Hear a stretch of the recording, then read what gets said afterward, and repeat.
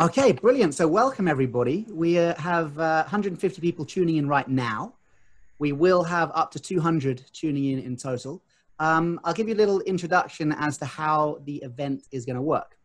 Firstly, if you haven't seen the film, Inside Out, then you still have access to it until July. So the link still works. And don't worry, the panel discussion is not reliant upon watching the documentary. So don't feel, oh, I didn't have time to watch the documentary. This isn't going to mean anything to me. Absolutely not. This is a standalone panel discussion. Although most of the people on the panel this evening are featured in the documentary.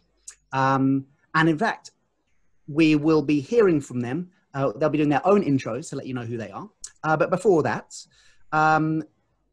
the setup for tonight will work like this. Basically, the first half will be a series of questions that have been specially selected for each of our panel members to help showcase their particular area of expertise. So there'll be a specific question to Anthony Peake, for example. Then when he's answered, we'll open it up to the rest of the panelists, and then to Susan Blackmore, and then we'll open up the rest of the panelists.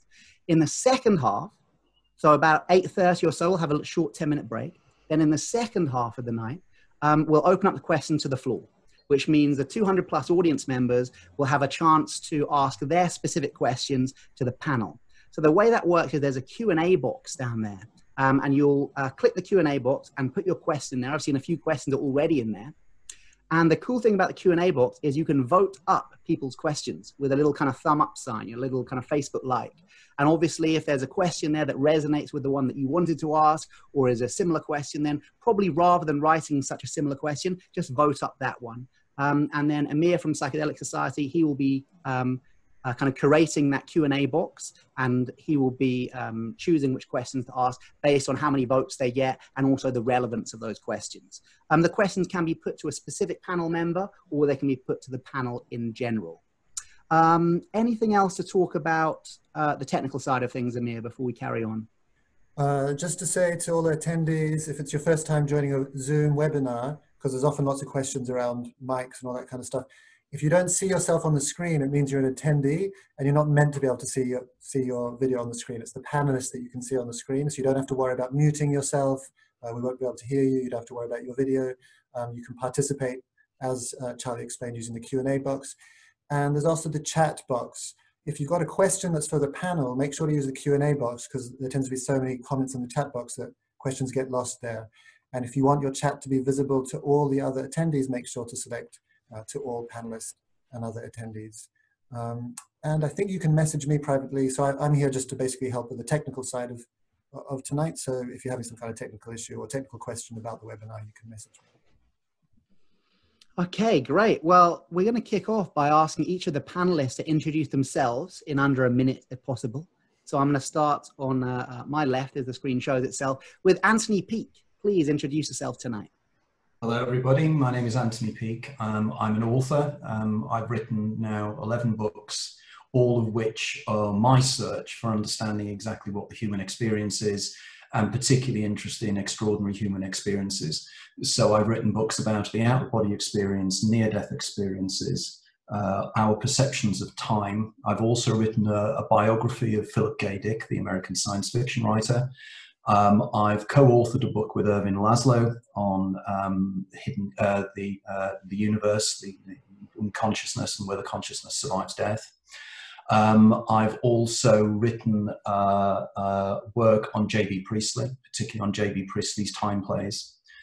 And I'm moving more and more now into areas of interest in terms of entheogens, dimethyltryptamine, and what consciousness is in terms of its relationship with the universe. My particular areas, my starting point is always science, and I take science as the starting point, and from there I move into describing and understanding what people experience and their interpretations of these things. So from my point of view, I'm probably a skeptic that has moved towards more of an area of acceptance that these extraordinary experiences need extraordinary explanations. So that's basically me. Brilliant. Thank you so much, Anthony. Next, we'll have Dr. Susan Blackmore. Hello. Yep, I'm Sue Blackmore. I'm a visiting professor in psychology at Plymouth University. And I guess I'm here because in 1970, as an 18-year-old student, I had a very dramatic, completely out of the blue, to me, incomprehensible experience in which I seemed to leave my body, could see around everything, then went off with a silver cord floating across the, you know, around the world, tried to come back. It's a long story, but then went away again, then tried to get back inside, got too small, then tried to get bigger, got too big, and had a classic mystical experience of oneness, simply self-disappearing into everything else. Along the way, all kinds of interesting things happened, meeting with beings and other stuff like that. At the time, I called it astral projection because that's all I knew about. I joined the Psychic Research Society at Oxford, and you know, I'd read a couple of books on astral projection. So I just assumed that my astral body or my soul had left my body. I then completely illogically, but forgivably, jumped to the conclusion that the following things must be true: telepathy, clairvoyance, life beyond the body, consciousness beyond death, psychokinesis, ghosts, poltergeist. And I was determined to become a parapsychologist. So I did my PhD on parapsychology. I spent the first 10, 15 years of my research life looking for these phenomena and never finding them. And it's really taken me all of my life since then to finally, I would say, now come to terms with what that experience means. And that's because we have the neuroscience to understand it. And for me, the joy of investigating out-of-body experiences, just apart from having them, and encouraging other people to enjoy them and make the most of them, is that we can understand them in neuroscientific terms. We do not need to invent astral bodies, souls, spirits, and other worlds. You can invent them. Maybe they are there, but we don't need to because we've got enough explanations. So that's where I'm coming from. And I do genuinely think that OBEs can be life-changing. Well, changed my life. My whole life's been kind of driven to understand consciousness because of that experience. But in the end, I find the science much more exciting and interesting than speculations that don't take us to any further questions or any further understanding. Brilliant. Thank you, Sue Blackmore. Next up, Dr. David Luke.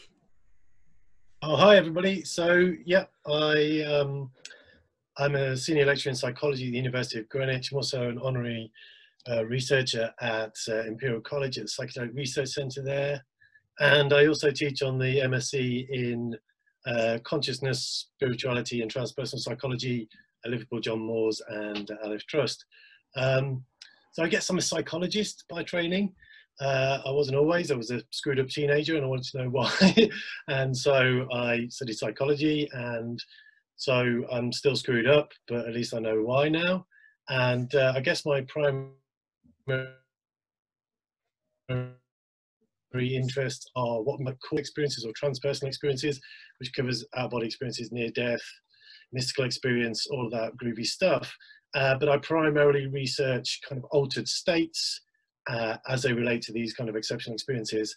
But specifically, I do a lot of research on psychedelics. I don't always do research on psychedelics. Sometimes I'm not on psychedelics, but it's not as much fun. So, and so I have an interest in out-of-body experiences and where that intersects with neurobiology and psychedelic experience. Brilliant. Thank you, David. Next up, Graham Nicholls. Hi, I'm Graham Nicholls. I'm an author. I'm a research subject and advisory board member and educator at the Ryan Research Centre. I'm focused on out-of-body experiences. I also don't subscribe to anything to do with souls, astral bodies or astral planes or any of that kind of stuff. And I think that we can explore all of that through the science, but I think the best science is also within the area of parapsychology. So that's why I'm working in that area and taking part in experiments into telepathy, recognition, micro-PK, etc. So I've worked with Rupert Sheldrake, the Institute of Noetic Sciences and the Ryan doing experiments into those areas. So that's really where I'm coming from. I also have a history with installation art. So I've worked with virtual reality and different technologies to try and enhance these kinds of experiences and develop technology that help to access these kinds of states. So also very interested in things like sensory deprivation and different methodologies to induce altered states of consciousness that don't use psychedelics and things like that. So I take a slightly different angle. But yeah, I think the science is the way forward. We need to start moving into a different paradigm, but I guess I include all of the science, not just the stuff that says there isn't anything to it. Brilliant. Thank you, Graham. Next up, Luciana Haill. There we go. Hello, everybody. I'm Luciana Haill. I'm an artist and a researcher. And for 25 years, I've been using a combination of brainwave technologies to investigate what I now know are altered states, which come from a long interest as a child in reading about these unusual phenomena.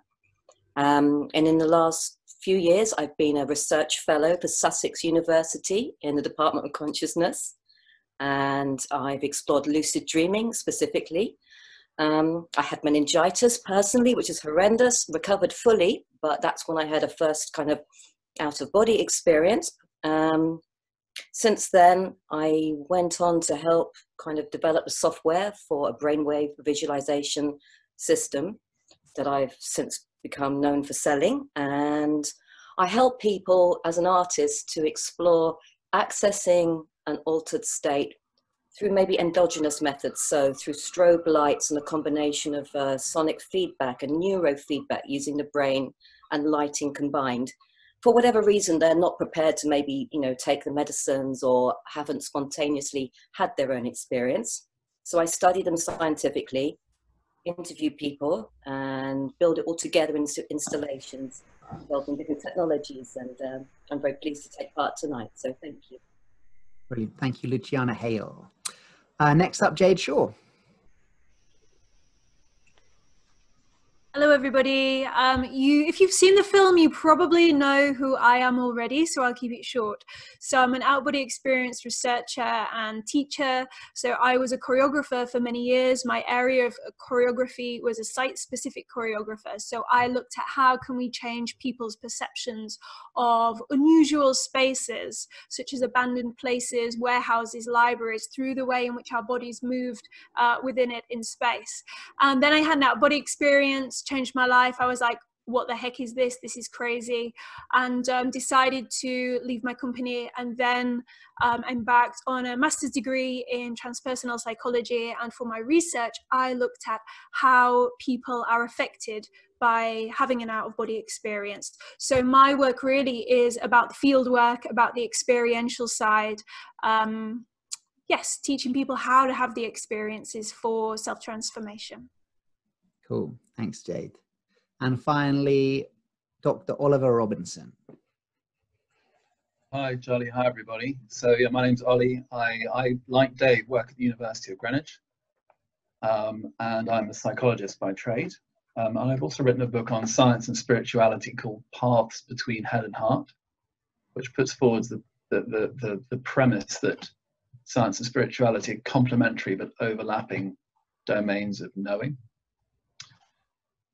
And yeah, my psychological specialism is adult development, life transitions, crises, spiritual change, existential shifts, the way that identity morphs and transforms over the course of adulthood particularly.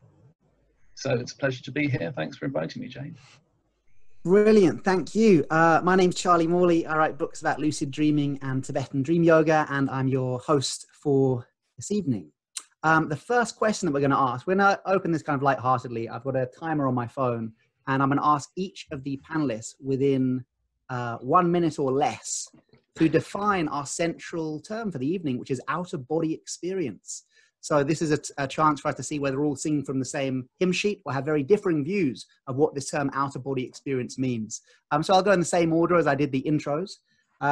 There will be a 1 minute timer here, so please, if you hear the beep, then you need to stop if you can, unless you're like right in the middle of telling us what the meaning of life is for your definition, in which case, like, ignore the beep, right? So Anthony Peake, in 1 minute or less, what do you mean by the term out-of-body experience? Well, it's like explaining life and everything else in 1 minute. But for me, the out-of-body experience is when somebody has the sensation that their perceptions are no longer in the body and are outside in a location in three-dimensional space. So effectively for me, the mystery then is how they are able to process that information they're perceiving. If there is no light waves hitting their eyes and their retina, how can they see things? How can they hear things? And is there any evidence that we can effectively ever be outside of our body in three-dimensional space? And this to me comes down to the root of what it is, whether the consciousness is just an epiphenomenon of brain chemistry and effectively chemicals reacting with electricity in the brain, or whether it tells us something that there is a difference between what 10 we seconds. consciousness and reality. God, that was a quick minute. Brilliant. Thanks so much, Anthony. Okay, it's fun doing it in under a minute.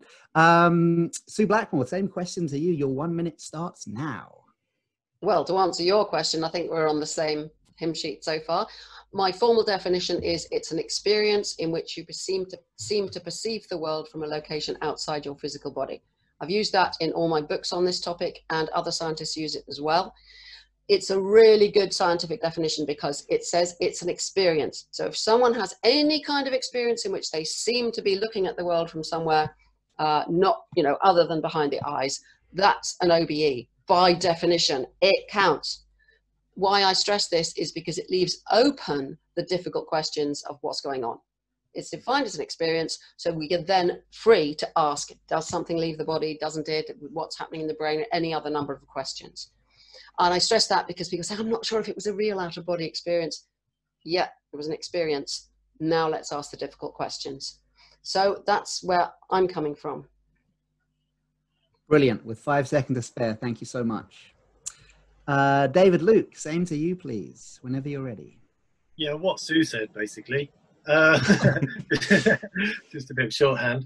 No, I agree with everything that's been said already. I will add to it that on some occasions people have a sense of autoscopy where they feel like they can see their own body as well from a disembodied perspective, often in the ceiling. And there may be other concomitant features with it, but not always. Although I would probably extend the limitations of dimensionality that Anthony referred to in terms of it being in a perceived three-dimensional space, because occasionally people perceive that they're in a beyond a three-dimensional space, even though they feel like they are disembodied. So I'd say that still counts as an out-of-body experience, and I've probably run out of time. So I'll leave it there. You had 14 seconds to go, mate, but that was a pretty good explanation, I thought. Thank you, David. Graham Nicholls. Well, I think we need more detail. I think actually these more general terms don't help that much, because the problem with that is a lot of the time, for example, in Olaf Blank's research and people like that, the focus is simply on being out of body, perceiving back at the physical body. But many OBEs don't follow that formula. Many OBEs don't even have a sense of a secondary body. Sometimes there's a completely different environment, all kinds of things like that. And then we have differences between experiences that happen in sleep paralysis, that happen from a waking state, that happen from various different cardiac arrest situations. So I think that there's a whole range of different elements that we need to kind of break down and look at in more detail. I think that an out-of-body experience is a description of what happens in terms of how it feels to the individual. But I think we also need to look at the broader spectrum, which is like what everyone else said. Brilliant. Beyond the individual. The alarm went. There you go. Thank you so much, Graham. Luciana. Oh, you're still muted. I'll start you again. Probably, I've not had many out-of-body experiences. That's why I study other people and interview them. From what I've had, which is the combination of sleep paralysis and the beginning of out-of-body, so different to lucid dreaming. That's what perturbed me. Lucid dreaming, I was familiar with. I'd studied it. I'd been with Stephen LaBerge. I've been with Keith Hearn, and I've absolutely focused on it. When the out-of-body stuff happened, it was really scary. And my personal experience was something I didn't feel with lucid, which was spinning. And the spinning was scary, and it felt both haunting as well, as if there was actually ghosts in the room. And because of that fear, I became fixated on understanding the neuroscientific correlates behind that. And I'm on a path to investigating that. So that's what I can add for now. Brilliant. Thank you so much. Jade, whenever you're ready. Yeah, so I would echo kind of what Anthony, David, and Susan have said in terms of self-awareness or perception seeming to leave the body. But then I want to, I agree with Graham that we do need to add more to it, because you can have out-of-body experiences and then you can have out-of-body-like experiences, which don't seem to have a lot of the prominent features that someone might experience in, say, a classic out-of-body experience. So there are some subtleties and phenomenological differences, for example, between lucid dreams, out-of-body experiences, shamanic journey and DMT, and sleep paralysis and remote viewing. There's lots of different phenomenological differences. They're not all a out-of-body experience, for example. And I often have a metaphor of, it's like they're all different rivers that seem to lead towards the same ocean, at least from my experience, but all the rivers have a different quality of water and direction that they're going in. Thank you, Jade. Sorry, to the panelists, have you got gallery view? Can you see it when I give you a 10-second thing, or do you need me to say it? Oh, sorry. And I will stop interrupting and just give you the 10-second thing. Not that you'll have it again. Finally, this is a tricky one to be at the end, Oliver, but I've seen you in deep meditation for a lot of these answers. So I'm sure you'll have something deeply meditative to add to it. So whenever you're ready, your minute starts now. Well, yeah, I don't think I'll add to the concise definitions that's been put forward, but what I will say is that my understanding, which maybe in experiences that aren't traditionally OBEs, but my understanding is informed by my own experiences with deeply profound hypnagogic experiences, and also with ayahuasca as well. Happy to talk about those later. Brilliant. Thank you. Okay, so we've defined one of our central terms. We're now going to begin with one of our first questions. This first question is directed to Sue, but obviously we can open up to other panelists afterwards. The first question is, even after millennia of subjective reports and whole traditions of meditative experiences to help induce them, it wasn't actually until 1975 that the seemingly incredible phenomena of lucid dreaming was proved a scientific fact. It seems to me that out-of-body experiences are viewed in a similar way today as lucid dreaming was pre-1975, as in lots of subjective reports, lots of subjective reports and some burgeoning scientific research into the phenomena, but absolutely no widely accepted scientific proof as yet. So, Sue Blackmore, on the subject of OBEs, can you tell us something about the current scientific consensus of out-of-body experiences? Yeah, but first I want, if it's all right, I want to pick up on the earlier bit of what you were saying there, because I agree there is a big difference between the way the research on lucid dreaming went, and it took that critical discovery that people could signal by moving their eyes when asleep and say, I'm aware, and that was the breakthrough. The difference, I think, and that was just helped enormously and took us forward. But I think there isn't the same problem with lucid dreaming as there is with out-of-body experiences. There isn't the same temptation to believe that an out-of-body, that a lucid dream, proves life after death or gives evidence of a spirit body or a soul or an astral body or anything like that. And it's that yearning in people, a huge desire, and it comes from our dualist conceptions that begin when we're little kids, that we think mind is separate from body, and that is so powerful that people go on rejecting the science of out-of-body experiences that we have. So we think that's why there's a big difference. In fact, the research on OBEs did begin around the same time. Certainly the term near-death experiences was coined then in 75. So, but I think they've gone in different ways for that reason. Now, summarizing the science of God, how long have I got? You're going to go like this in a minute. I don't know. Would just tell me if I'm going on too long, and I'll shut up.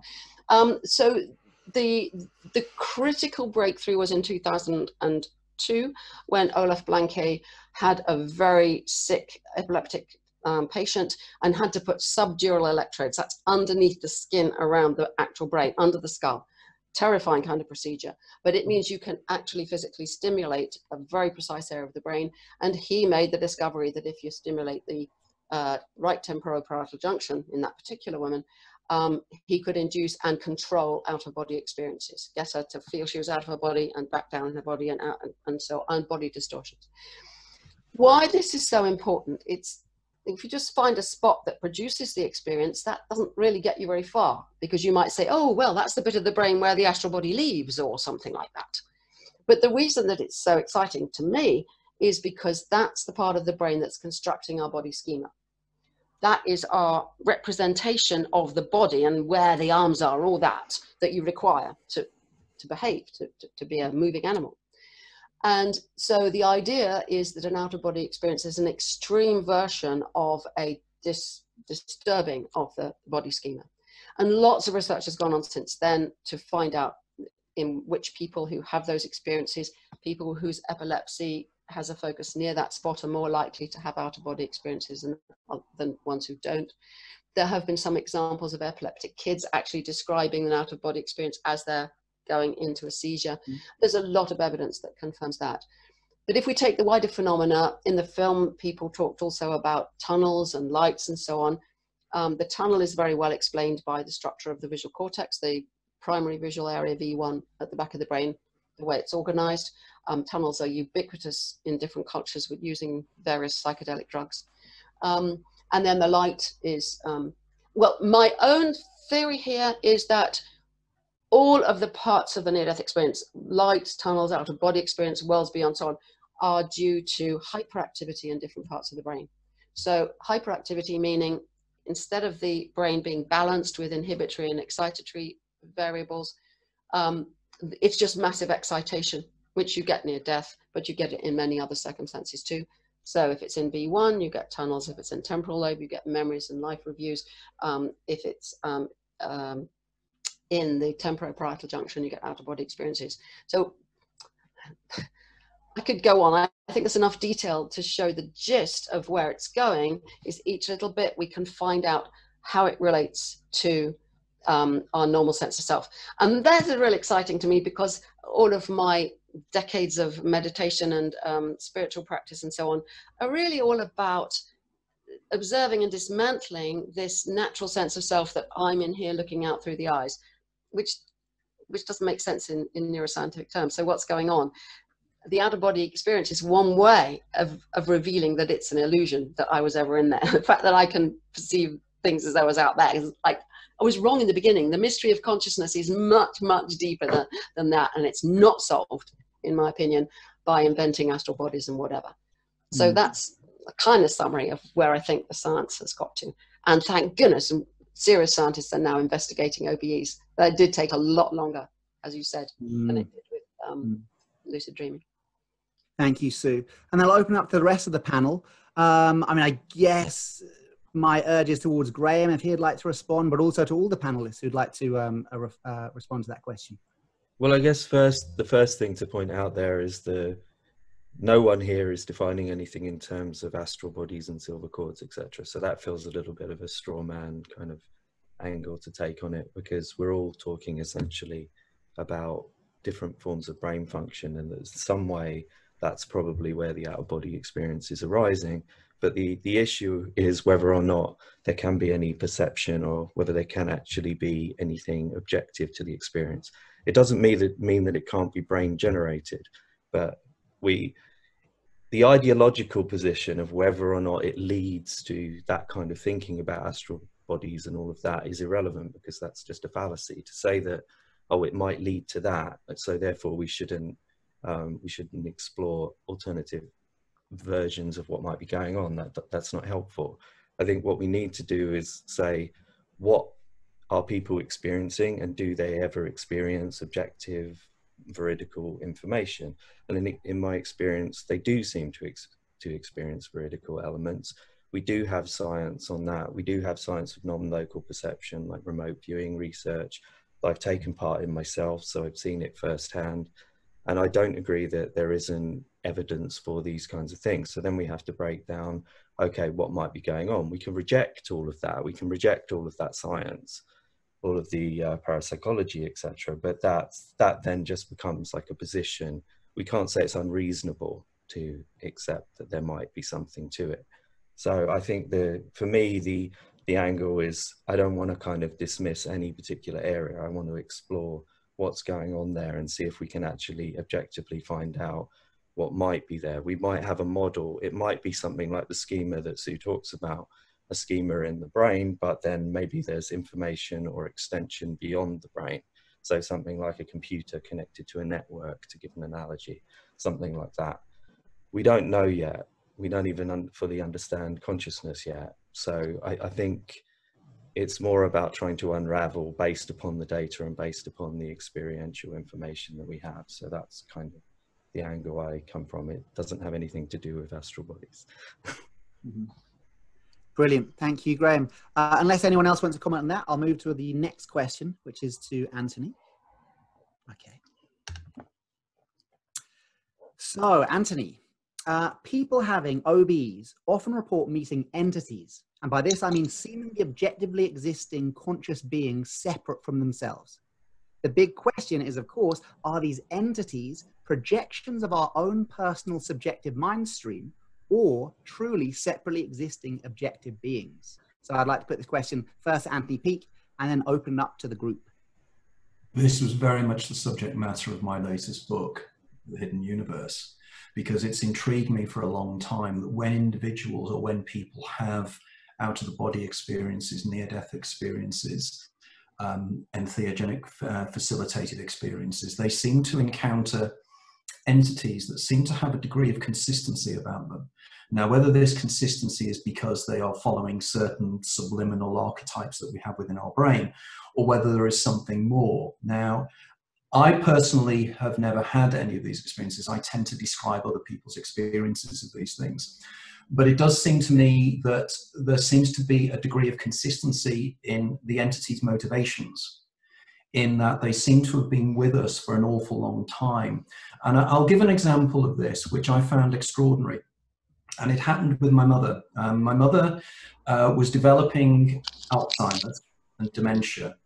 And she had one morning, she phoned me up in a state of distress, whereby she claimed she'd woken up in the middle of the night and she was in a state of sleep paralysis. And she looked towards the door. She lived on her own, late 80s. And she said she saw an entity move around the edge of the door, saw 3 or 4 spindly fingers come around the edge of the door. And this head looked at her and she described it in very precise terms. She said it had huge black insect-like eyes. She said it had 2 holes for a nose and a slit for a mouth, and it saw her and dodged backwards again. Now, what I immediately realized that what was happening with her, she was probably starting, and there was other evidence to make me believe this, that she was starting to experience Charles Bonnet syndrome. And therefore I knew that there was relationships between Charles Bonnet syndrome and early symptoms of Alzheimer's. So I managed to get a diagnosis on this. But what I was intrigued was as to the way there is this standard image. And in my book, I discussed there were a group of caves that were recently excavated in northern India that hadn't been inhabited or hadn't been open for 10,000 years. And exactly the same imagery was painted on the walls of these caves in northern India. The similar beings are found in the Junction Shelter down in South Africa in the Drakensberg Mountains. So there seems to be a consistency. Now, again, is this just some kind of archetype? But it's how we look at this. Do we think that the archetype is creating the art or not, or what is happening here?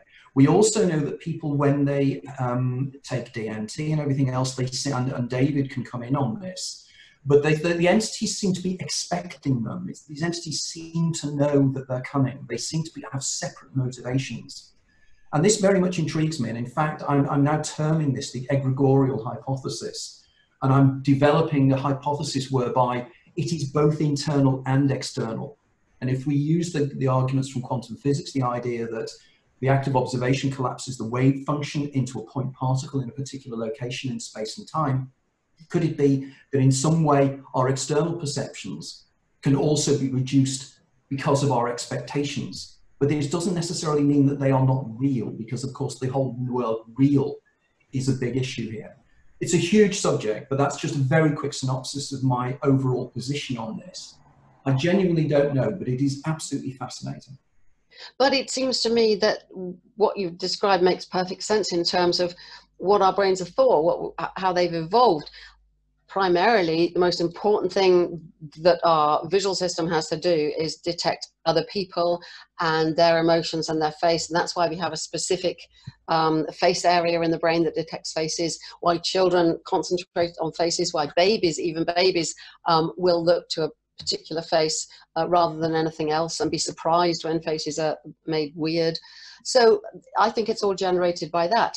And why should they be coming to you for a reason? Because they're really part of yourself, and you're enabled by this to have a kind of experience to find out something about what's in your own mind, the same way that dreams can. I'm not really saying this is right, but I'm trying to think we don't need to go to quantum physics or anything like that. We need to look to our own minds and see what these entities are doing. You mentioned Charles Bonnet syndrome, which maybe people won't know about. I think I'm right. It's what you get with people who go blind late in life, get Charles Bonnet syndrome, don't they?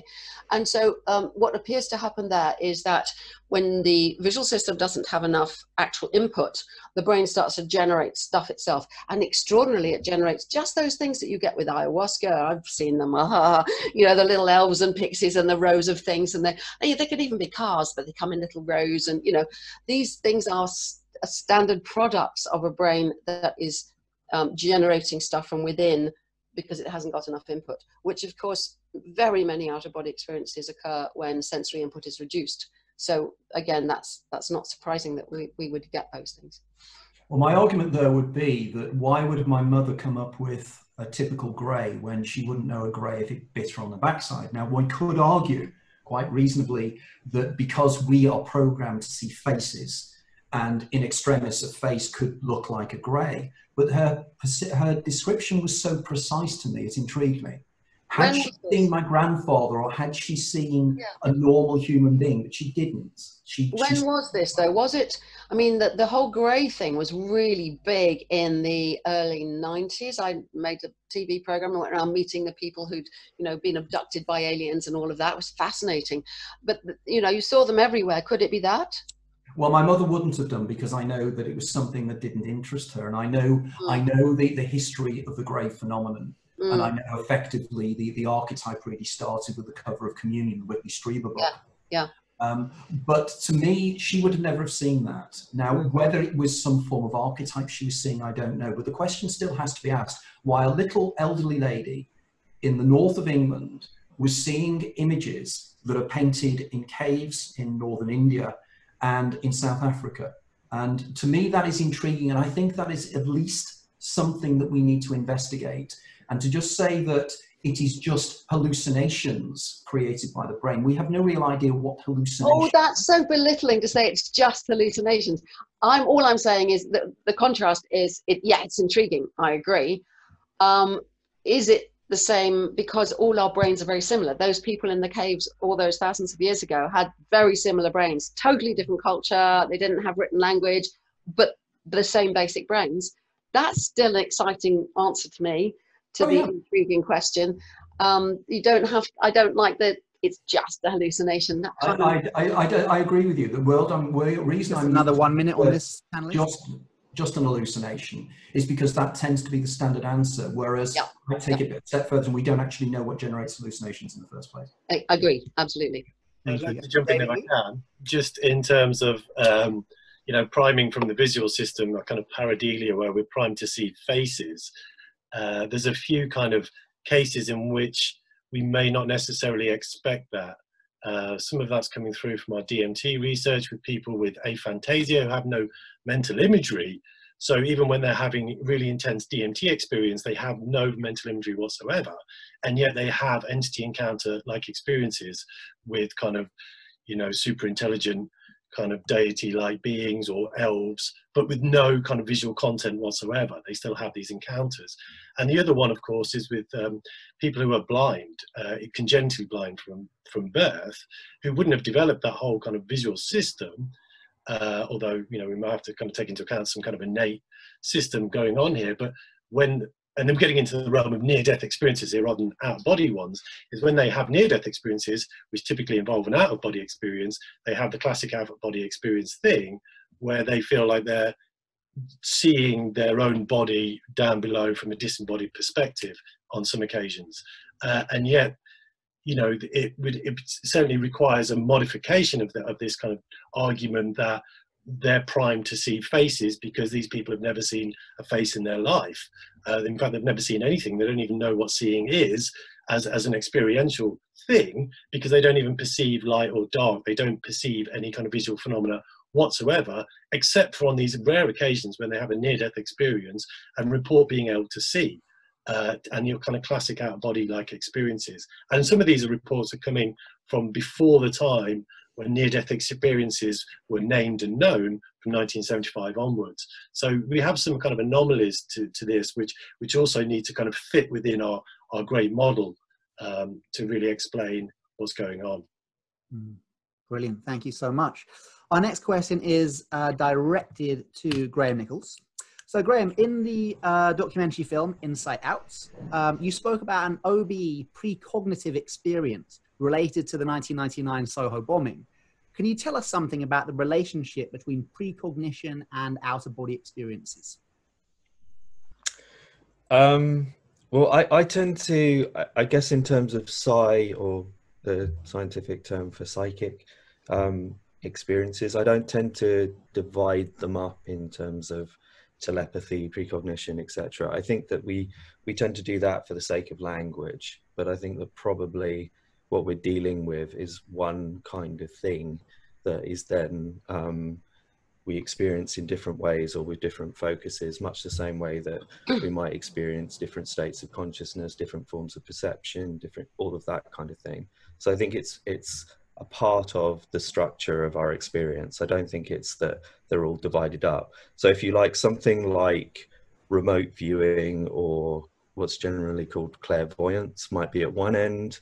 And I think that when we go deeper into an experience, we go into different levels and different types of sensory shutdown. It's usually like as our ordinary senses shut down, we tend to get more of the hypnagogic type experiences and things like that coming to the fore. And I think, for example, in Ganzfeld experiments, which uses perceptual deprivation or mild sensory deprivation, you start to get more information coming through. And in my opinion, the research shows that there is something objective in that information.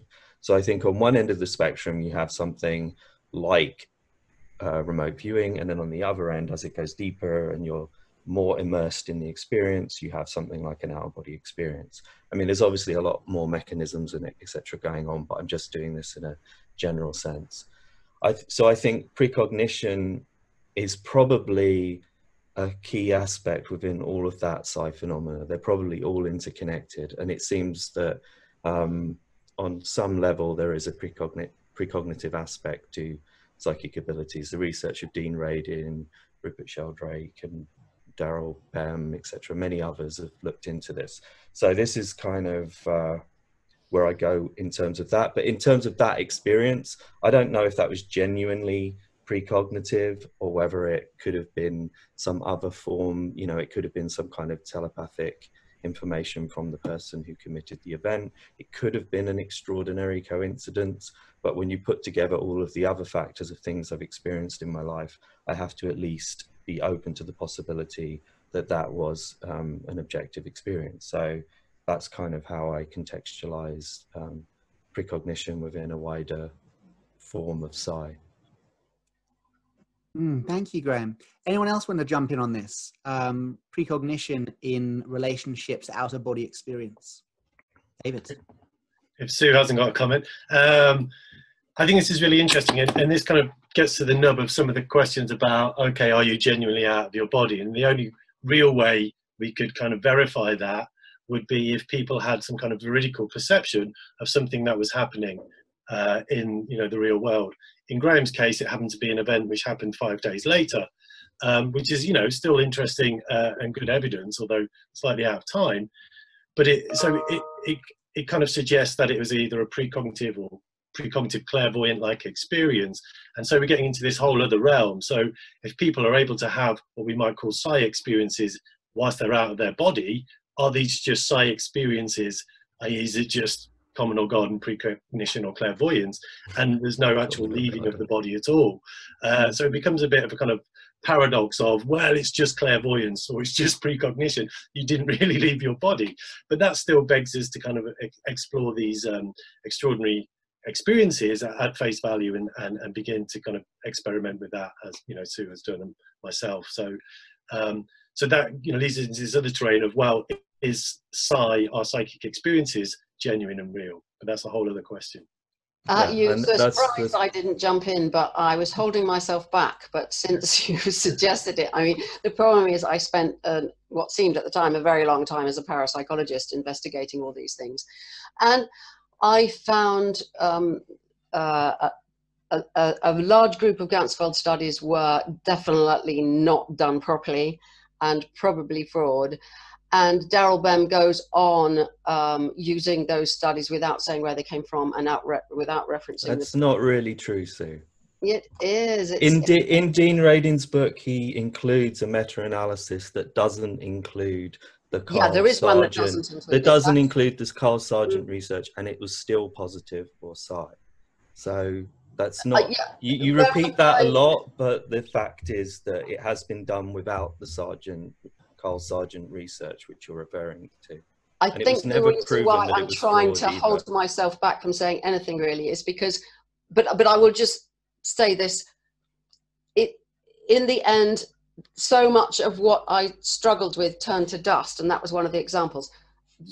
The later Ganzfeld stuff might be true, it might really be evidence for Psy, and I don't know, and I'm not going back to it all. I've just been upset by the fact that stuff that definitely shouldn't have been included has gone on appearing in books and so on like that. I don't know in the end whether there are psychic phenomena. I can only say that all of those years, everything seemed to fall apart when I really investigated it, and that's really why I should shut up and I should never have let myself get into that. I mean, I don't know either. I'll say I don't know either, but what I'm saying is I think that issue that you're raising there has been dealt with. And okay, fair enough. And I think that there's research that's happened since then. And unless I'm mistaken, you said that you stopped looking at the research in pre-95. So yes. Well, that's a long time ago. I really gave up on it. Yes, I've obviously see some of it, but that's why I don't any longer do. Again, I shouldn't have said anything, because up to that point, I could say that I was an expert on. I knew the data very well. I'd read so much of the literature, and after that, I didn't, and so I wouldn't claim to be an expert on it, and I certainly don't now.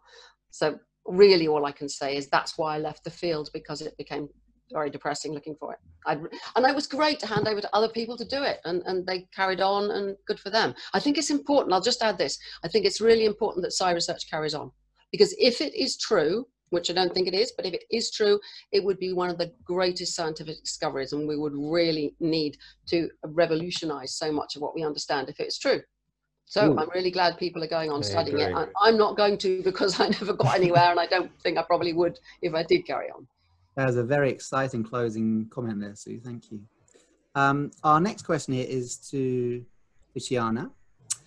So you work with technology and brain waves to create interactive and immersive art emulating altered states in fully awake participants using techniques involving augmented reality, strobe lights, neurofeedback, all the juicy stuff.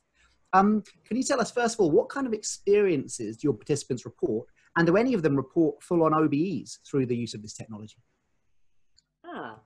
Well, I've measured thousands of people's brainwaves, and through art, I've managed to interact and engage with people and stimulate or simulate, depending how you see it, a psychophenomenological experience close to an altered state.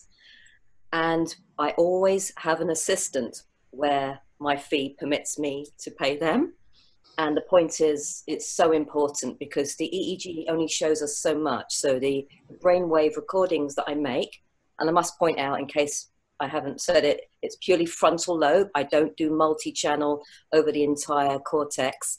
I purely record the prefrontal cortex, which is for a couple of reasons. It's easy, it's hairless, so you can apply electrodes to people without messing up their day or their evening or their scientific medical network symposium they're attending.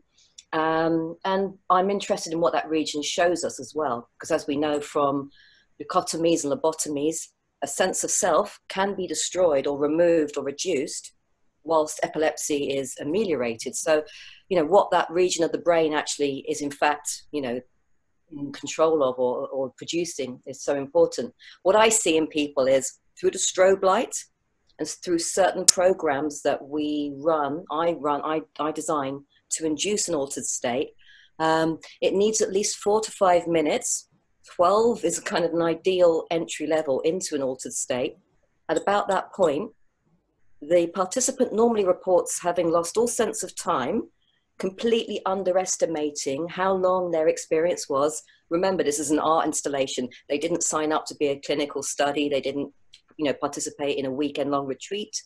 They thought they were just having a quick little experience with their friends, maybe with a jolly glass of champagne, who knows? But there they are, suddenly in the chair, completely lost sometimes for words, not in a bad way, not like amnesia kind of way, but at first, sometimes all they say is thank you, which is great. But I pass them to the assistant, or I go with the participant, and my assistant then carries on with the experience. And I interview them carefully with a sort of subjective report technique that was helped by David Luke, in fact, from Greenwich, to not load the questions, to ask, basically, how are you? And then ask them if they've had an experience like this before, knowing that it's a private interview. And sometimes they compare it immediately to other things they've done in their life, which may be in a rave, which may be on, an ecstatic high through dancing or something. But they normally have a benchmark, a language to compare this experience to. And I find that really fascinating. So we have the brainwave report, sometimes showing massive changes.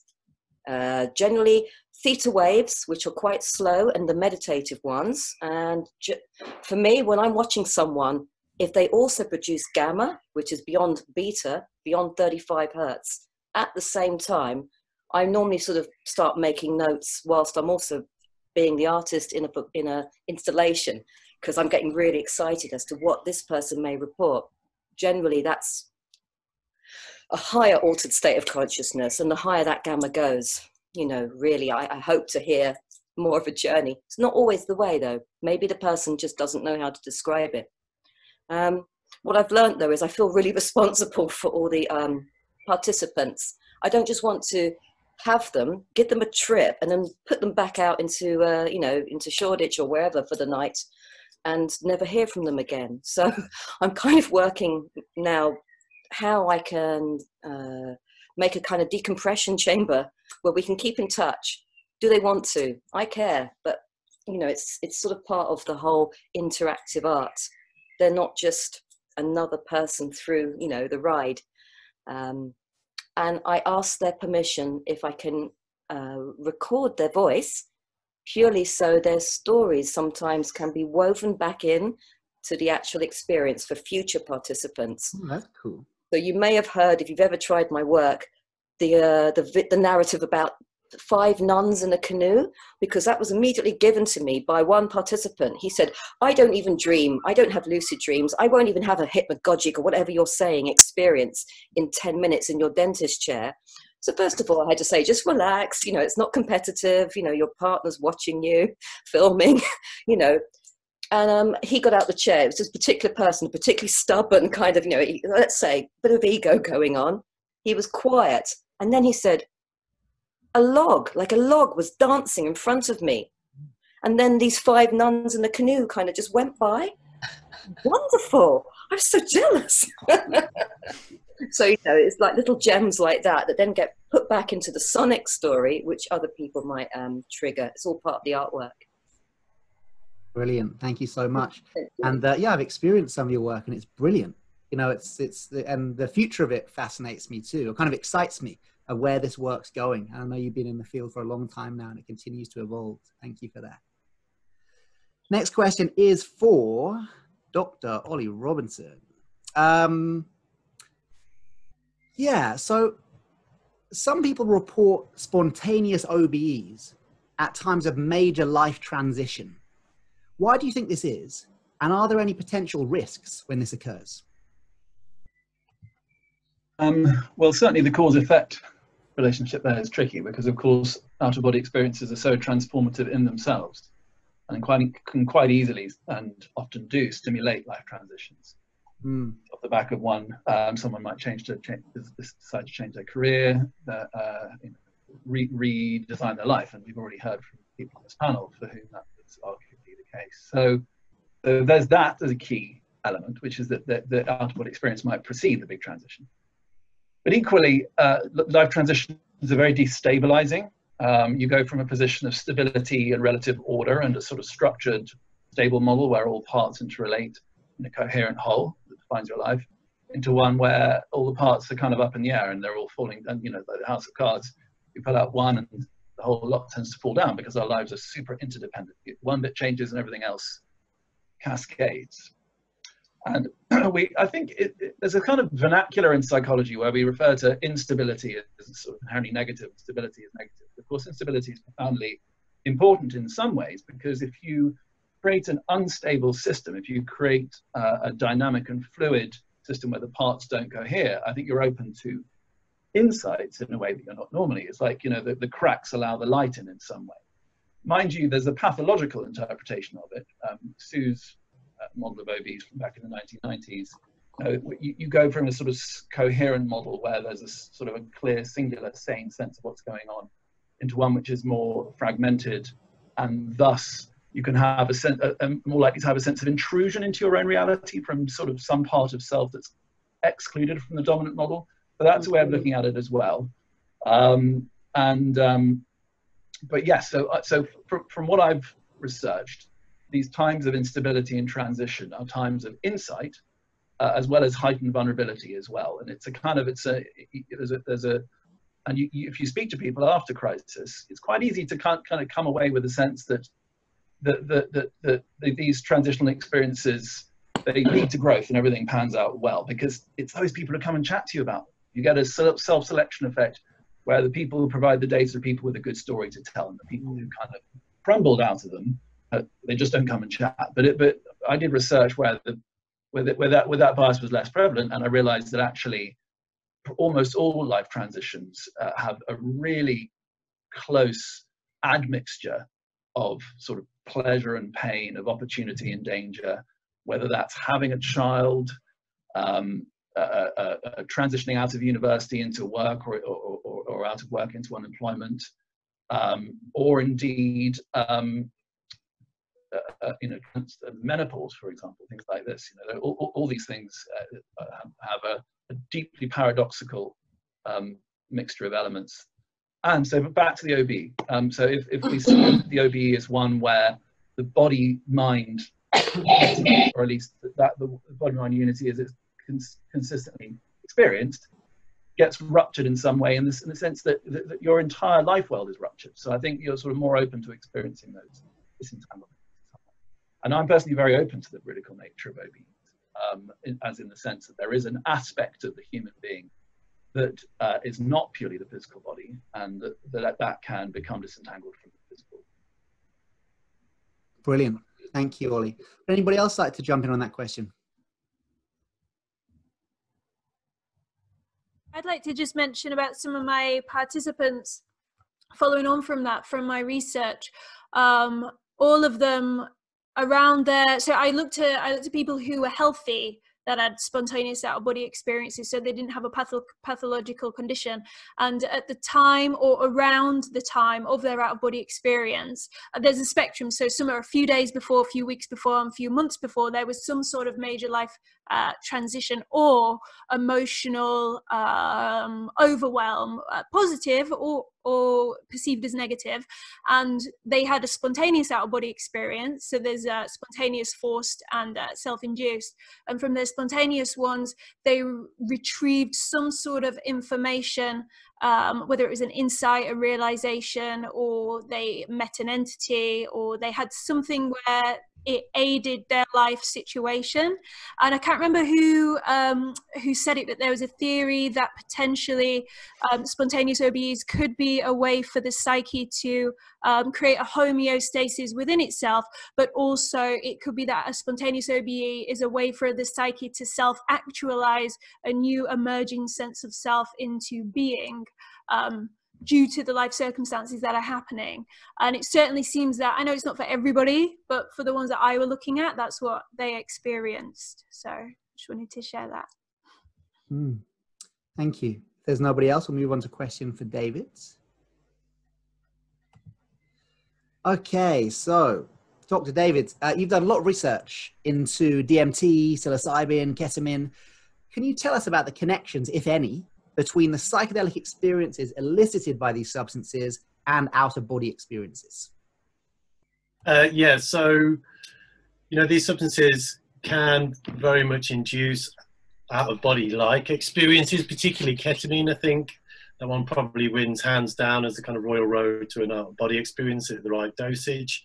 I'd say it's probably pretty much guaranteed, although it isn't your classic kind of spontaneous or forced or intended out-of-body experience, in that you may find, for instance, you're in several different places at the same time. It's often, kind of hyper-real and quite strange, but, you can get your classic veridical out-of-body kind of experience where you're just in the room looking at what's going on, or maybe you're walking down the street and you find you're looking backwards out of your body and realize you're not actually in your body anymore. Or whereas DMT is probably more akin to the kind of near-death experience. I think out-of-body experiences happen more with ketamine, but in DMT you kind of get a disembodied experience, but you're not really in this kind of classic space where you're in consensus reality, or it seems like you're in consensus reality. You tend to be in a kind of another world kind of experience, and maps closely to the near-death experience in some respects, because you have encounters with, spiritual beings. You maybe even get the sound, this kind of tearing, ripping, whirring sound, as you kind of get this out-of-body disembodiment experience. And in some cases, you do get meetings with deceased relatives. They don't happen very often, about 5% of cases in our current research. Very occasionally you get a life review, maybe about less than 5% of cases. So they have some similarities in near-death experiences, but they have a lot of differences as well. The big differences are that with DMT, you get a lot of this kind of very, very colourful, complex geometry going on, which you don't tend to get with near-death or out-of-body experiences, though you do occasionally. And also, the kind of beings you tend to meet on DMT are not your classic near-death or out-of-body kind of beings, kind of elves, clowns, reptiles, giant praying mantises doing kind of weird experiments on you, aliens, and occasionally in Rick Strassman's research, crocodiles, which then go on to rape you. That was kind of just a one-off experience, I understand. So, they're not your classic kind of cases, but there is a lot of overlap and similarity. And if you administer a near-death experience scale to people who've just had a DMT experience, it'll tick all the same boxes, because the kind of the psychometric measures are kind of quite general and somewhat crude. So on paper, it looks like the same kind of experience, but when you dig into the nuances, as we're doing currently, myself and my PhD student, Pascal Michael, you're looking at the phenomenology, the actual content of the experiences and the kind of things that occur. There are some kind of quite distinct differences. So I think these substances can give us some insights into our body and near-death experiences, but I don't think it's a one-to-one relationship. And in the case of DMT, it's particularly interesting because it's naturally occurring in the human body, probably occurs in the brain. There's some recent experiments done with euthanized mice and found a kind of massive upsurge in the amount of DMT in their brains at the point of death, like a 6-fold increase. So, there's possibly some overlap, but it's not, it's not a complete model, if you like. But I think it does start to give us some parts of this neurobiological jigsaw puzzle. And at the end of the day, these are only kind of, the brain processes involved in these experiences. It doesn't necessarily give us an ultimate explanation of these experiences. They're just the neurobiology is part of the process, but is not the same thing as the experience, right? The experience is something else. This is in the realm of phenomenology and consciousness. And so there's still a lot of questions and unanswered gaps in our understanding that still deserve to be kind of explored, and probably will be for quite a long time. I'll probably leave it there because I'm really fascinated. Sorry, had you finished? I'm really fascinated to hear that general research, because I should have read more of the research you're doing, I guess. But I've done this on a very personal level, trying to answer that question. Obviously, having had the dramatic out-of-body experience I had, as a student, I have been interested in the whole drugs question. So all of the drugs you've mentioned, I've tried to see how they relate to out-of-body experiences. So I have had a brief out-of-body experience with LSD, as many people do, but it's, LSD, as you said, that's not the royal road. Ketamine, I had deliberately to try to induce an out-of-body experience. And I was very lucky. I had a friend in a country where it was not as illegal as here. And I had a just sub-anesthetic dose, so I was completely paralyzed except for my eyes, lying in a warm waterbed with quad sound. It was just a lovely situation, which, it really helps if you take some of these really difficult drugs in nice situations. And I did seem to go out of the body, and I could only move my eyes, so I had this absolute sense of that my body wasn't really there at all. It was weird. And I did try to go to my house back in England and see what was happening there, and I wrote it all down afterwards, and it was completely wrong. Which perhaps didn't surprise me that much. But more important is it did not feel like the spontaneous OBE that I'd had at all. It didn't have that extraordinary vividness and controllability, and I don't know, it just didn't feel the same at all. DMT is very interesting. I've had DMT in 3 different forms. Smoked, I had that, and the guy who helped me to have that said, I need to tell you before you do this that it's like an LSD trip of 10 hours or whatever, condensed into 15 minutes. And the last person I had it with said that it was so terrible, it was so bad that he thought during the experience that nothing that could ever happen in his life afterwards would make it all right. So that was a good introduction to the drug you're just about to take. And it was horrendous. It was like screaming. That I was sitting on the floor looking at the legs of this table, which are kind of curly legs, and they just kind of went round like barber poles, green and orange, and then there were kind of rats and penises and chains and horrible things kind of all going orange and green, and this terrible noise you described, absolutely horrendous. Didn't last very long, and all the time apparently I was going with a big grin on my face going, terrible. That was the smoked. I've had ayahuasca now 8 times, and I agree. I mean, extraordinary geometrical things. The worst thing I always talk about the worst things. There were wonderful things, but when I turned into a snake, and it was like being completely trapped and squeezed into being a snake, I needed help of the guide to help me with that one. But amazing visions. But the final time that I had it was an extraordinary chemist produces it inhaled from a bag. So it's inhaled, not smoked, vaporized DMT. And he gave the advice, amazing advice. He said, he said the door to DMT is very, very narrow, and you have to make yourself very small. Now, I've done, with a lot of meditation practice and jhanas practice and out-of-body practice and other things, I'm kind of used to manipulating my body feelings. So I made myself extremely small and went into the void and was able to go in and out, because you could have this bag, and if you wanted some more, it would last 5-10 minutes. And if you wanted some more, you put your hand up and he'd bring the bag and you have some more. It was an extraordinarily, I'm really grateful to have had that experience of controllable DMT that way. Now, returning to the purpose why we're here, I would agree with what's been said by others here. None of those DMT experiences were like an out-of-body experience. None of them would fit my definition as an experience in which you perceive the world from a location outside your physical body. It was just other worlds of plants and animals and forests and geometrical shapes and moving through scenes, cities, extraordinary kind of constructions, like some of the astral projectors like Sylvan Muldoon and Iram, and those people describe those things in some experiences, but otherwise I think really no connection with OBEs. Thank you, Sue. David, was there a point there where you just picked up an ayahuasca vine or part of the active ingredient? It'd be. I'm going to wave it around every time anyone says ayahuasca. Oh, I've got one too, and I've got. Yeah, I've got.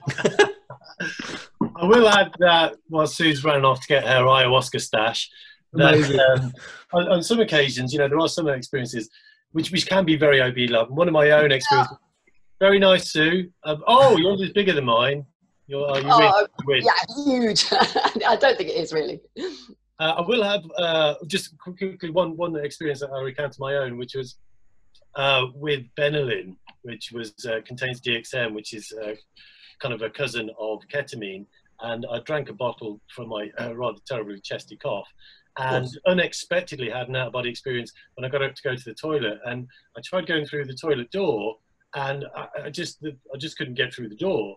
And then I looked kind of like to my right, and I saw my body 6 feet to the right of me, and I was kind of like extremely confused. And so I was like, oh, I'm having out of body experience. So I had to shuffle my perspective. My perspective was here, but my body was over there. And I had to kind of get my body to shuffle 6 feet to the left so I could get into the toilet to go for a pee. I won't tell you what happened when I actually got in there, but it was a terrible mess.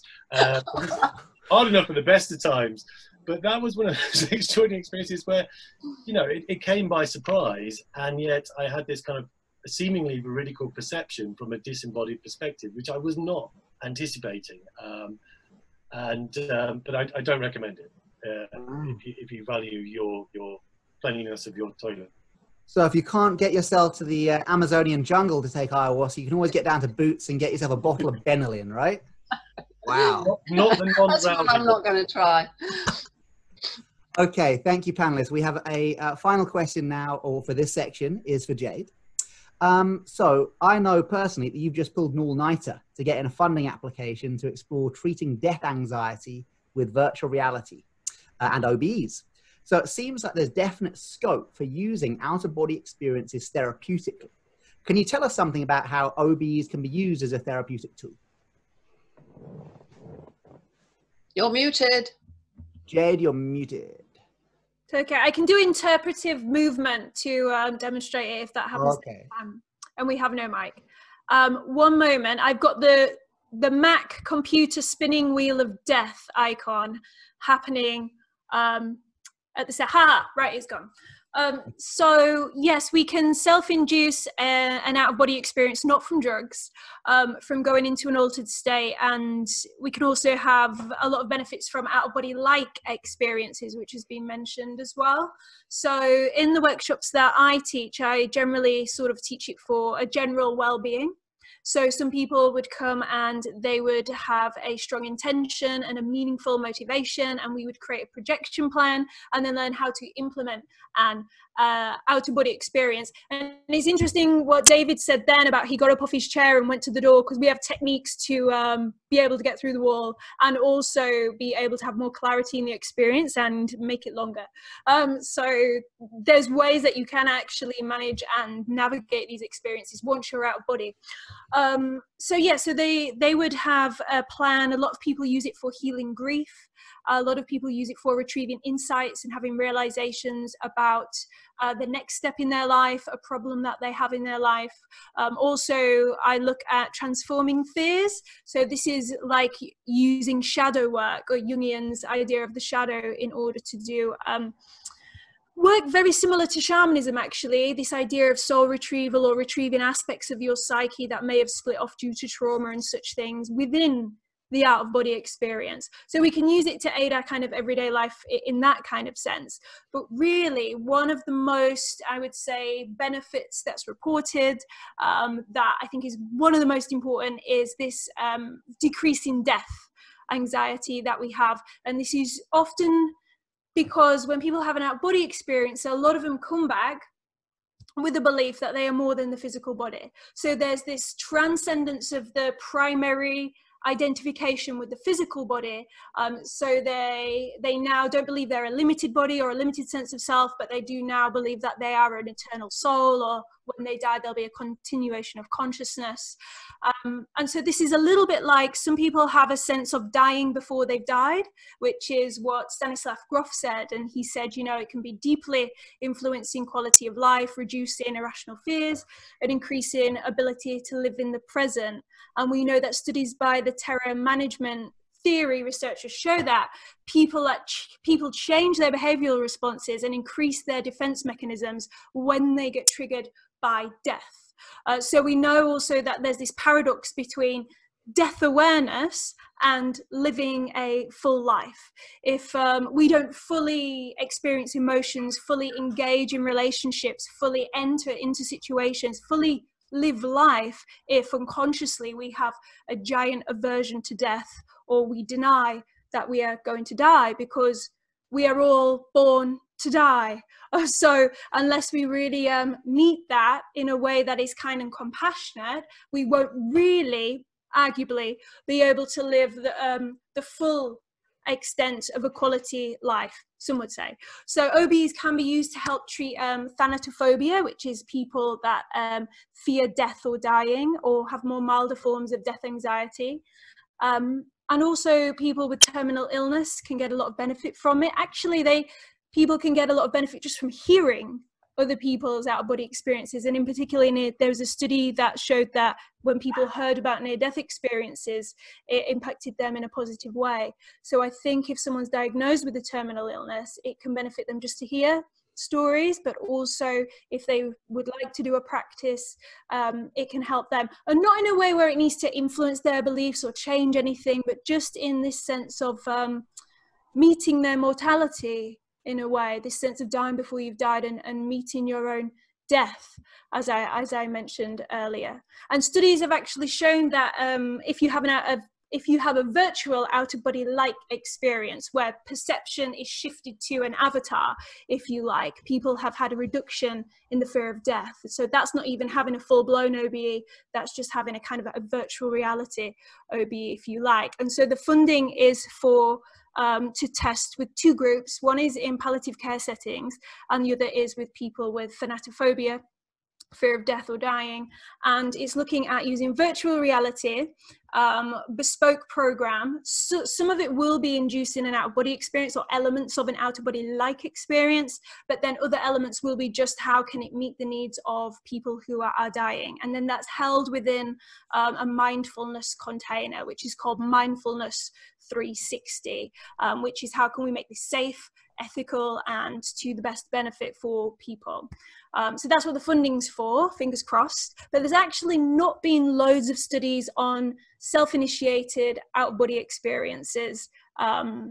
There's been some therapeutic ones through self-hypnosis, and that's had positive results, but there's not much data. So I can only tell you what I know from teaching and from the virtual reality studies, effectively. Mm-hmm. Thank you, Jade.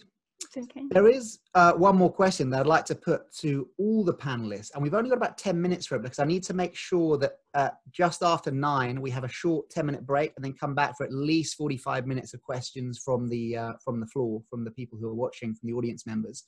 But we can spend the last up to 10 minutes looking at this question, which is, the study of consciousness is still in its infancy, in the West at least anyway. Where would you like to see the study of consciousness go in the next 20 years from here? And I open that up to anybody.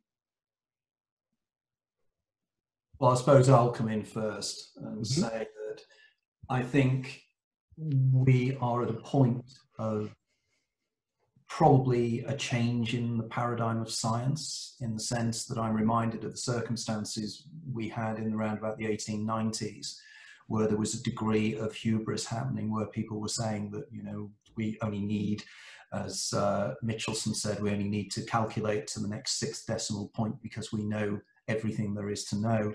And I'm particularly pointing this out because there was something on Facebook today where Carroll, the American astrophysicist, I think, made some general statement to say that effectively we can understand everything about consciousness, how the brain works, and everything else as well. And what I'd like to believe is that science will start to open up a little bit more, and research that people like Sue was doing and everybody else, because I think we all agree with Sue that the brain is a fascinating thing. And how we'll be moving towards understanding exactly how consciousness fits in a model scientific model, and the way in which consciousness can be included within our overall understanding of the nature of reality. And I think that's where we're going to move, and I think that's where certain advances are likely to be made by using science to understand how the brain works. But it's going to take kind of leaps of intuition maybe in order to get there, because I think the problem is materialist reductionist science is taking the brain apart, but effectively taking the brain apart is like taking apart a car engine to find speed. We're looking for the wrong things in the wrong way. And I think that's the way forward. And I think it's science that will take us forward. And I think maybe it could be extremely exciting time if we do that. I think it's bound to be exciting. The neuroscience is going to carry on, and it's doing brilliantly at doing what you said, taking apart the car or whatever. And that will carry on. I think most of the research is deeply misguided. And for example, the search for the neural correlates of consciousness is kind of fundamental part of consciousness research at the moment. And it implies that, you know, we'll find some bit of the brain or some process going on or something about what's happening in the brain that will be where consciousness is produced or consciousness is generated or something. That is fundamentally a dualist view. It's the idea that, you know, there's matter in a brain and it produces subjective experience. I mean, the problem of dualism is thousands of years old and we haven't solved it. How are we going to get from where we are now? I'm absolutely in favor of the neuroscience doing everything it can because it's fantastic, but not to think it's going to solve consciousness by finding where it's produced. So what are we going to do instead? What I would like to see, and it's beginning very much, is a combination of objective research of that kind and subjective research. The people, long-term meditators, people who have a lot of experience of drugs, those are things that we've been talking about here, people who have a lot of experiences of all sorts of different kinds. Because there are many mystical traditions, including Zen, which is where my own training is, though I'm not a Buddhist, which are fundamentally non-dualist. There are non-dual traditions, non-dual experiences, non-dual understanding of the world. My own experience suggests to me that I've had many non-dual experiences and I go, of course, it's all one. And then kind of come back to logical thinking, and I can't see how that relates to the brain stuff that we're learning. But that somehow we have to escape dualism, and at the moment the science of consciousness is failing to do that. The hard problem is constantly, we've got to solve the hard problem, and the hard problem is defined as the question of how subjective experiences arise from objective brain activity. If you put it that way, you're already in a dualist position, as indeed Dave Chalmers, who invented the term, the hard problem of consciousness, is a kind of dualist. So that's where I'm hoping some big changes in paradigm, as Anthony suggested, will come from, is that coming together of the neuroscientists and the philosophers with the practitioners of experience, self-exploration. Thank you, Sue. Anybody else on this question? Where would you like to see consciousness research going over the next 20 years? I'd just like to say I agree with that, looking at the subjective, but I guess the things that also are making me most excited with consciousness research is the predictive models that are starting to come forward. For example, the integrated information theory, which is one of the models out there. I'm not saying that's the only one, but for example, with that, they're starting to make predictions about the structure and forms that consciousness might arise in. So for example, they're looking at a computer and trying to assess whether that could potentially have consciousness and things like this. And I think, I'm not saying that's specifically the model that I think is right. I'm just saying that I think that moving towards more predictive models is a really interesting, I think it's where we need to go to start understanding what might be correct. I think Dan Dennett's also talked about some other models that are starting to show predictions that seem to be coming to be true. So I think that's a good angle to focus on. Thanks, Graham. Luciana wanted to jump in, I think. Just really briefly, another dog. Obviously, I follow a lot of sci-fi fiction and films, and as an artist, I think we have a responsibility to, create these futures from something like Persinger's Helmet, which could directly create, an experience of a godlike, experience in an atheist. And Jade's recent article being discussed in a really common newspaper as a future, maybe holiday. The future of tourism is currently completely being crushed by, this pandemic. Maybe future tourism combined with art, combined with neuroscience, could be as brief as an experience in a clinic and something you book into, a combination of films you've already seen that you kind of amalgamate into a future hybrid version of an OBE as a holiday with a meaningful outcome. So that's kind of my provocation. Wow, that's cool. We got time for something from David? Yeah, I kind of agree with Sue in saying that looking for the correlates of consciousness through brain imaging, etc., is it kind of leads to a kind of infinite regress and becomes like a kind of high-tech phrenology, really. We become kind of neuro obsessed, but there are some kind of, we need to bring philosophy to bear, and also science progresses through anomalies, things that don't fit models, so you can do all your modeling you like and predictive coding and all the rest of it, but if we look at those kind of good verification for them, which kind of indicate that consciousness transcends the brain and transcends even time and space as well, then that forces us to kind of view the entirety of the data and kind of fit that into our models. So currently, the neuroscientific endeavor just kind of, it's restricting the kind of questions it even asks. It doesn't want to know about the anomalies. It wants to kind of just, sweep those away because they don't fit very easily with the kind of brain-based consciousness model. So we have to do open science. We have to kind of really openly and honestly look at all the really super strange phenomena of human consciousness and bring those to the table and explore them for what kind of new discoveries we can make about reality and consciousness itself. Brilliant. Thank you, David. Because we've heard from everyone, would then Oliver or Jade like to jump in before our break? Yeah, so I'd like to see more meeting, while I'm by no means wedded to the scientific process of acquiring knowledge as a preeminent one, I think it's one of a number. Within science, I'd like to see more dialogue and more integration between physics and biology and neuroscience. I think it's been a long time since physics has assumed that entities like human beings or molecules or indeed anything else in the manifest world are objects located at a specific point in space and time and nothing else, which seems to be the working premise for most of biology and neuroscience as well, that the object remains preeminent. And as I say, in physics, that's simply not the case. And so I would like to see neuroscience and biology take more on board the notion of what things actually are in terms of the organized entities from quanta up to the cosmos as a whole, and indeed how space and time are construed in physics, and actually recognize that and stop calling out things as non-scientific that actually are entirely congruent with a lot of what physics construes by way of what things are. I mean, one could pick out some specific examples. I don't know if I've got time before the break. I could do it in a minute. Yeah. Which is a wave-particle duality.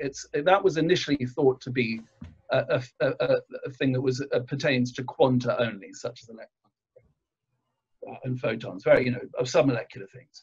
That something could be both a wave and a particle simultaneously. But we now know that very large molecules, almost as big as viruses, show wave-particle duality. In other words, can be both particles located at a specific point in space and time, and also a wave, which in other words is smudged out through space and time.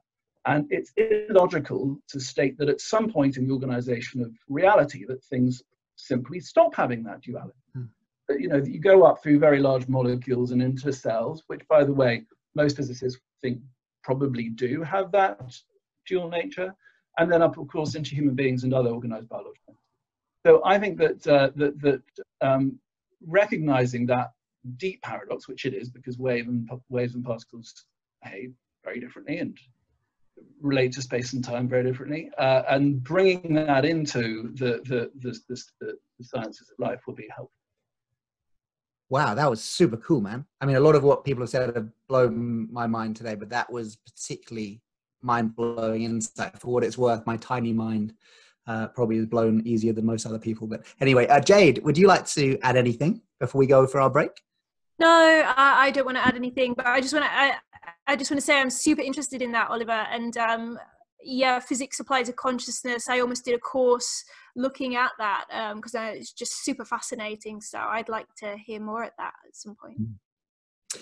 Okay, then in that case, everybody watching, our 150 audience members tuned in, and our panelists, we're going to have a 10-minute break now, a comfort break, they refer to it nowadays, which means I think you can go for a pee and go for a cup of tea, whatever you need to do. Let your puppies out. People are enjoying the dogs. I've seen the chat. People are saying they like What the dogs. about my cat? Oh, I think they did love your cat too, Sue. I didn't see that come up. We might have some more dog people here than cat people, but I'm sure Sue's cat is also loved. So if you've got any pets, I want to bring them back for the second half. So I have a 10-minute break now. We'll switch off our, if you want, you can switch off your cameras and mute yourselves. We'll be back in 10 minutes. And in that 10 minutes, be sure to check out the Q&A box and vote up the questions that you would like answered. And Amir from Psychedelic Society will be chairing those questions when we come back. So we'll see you in 10 minutes, which will be 17 minutes past 9. Can I just say something? Because of my chronic fatigue, I don't think I'm going to make it till 10 o'clock. I will just stay for a couple of questions. And then if you don't mind, I will just disappear. So I'll sort of say goodbye now and I'll disappear when I feel I really have to. Absolutely. Okay, perfect. And if there are any questions particularly for Sue, then can we put those to the front of the pile? That would be great. That would be really helpful. Thank you. Sorry to be a bit pathetic. No problem. See you in 10. Thanks.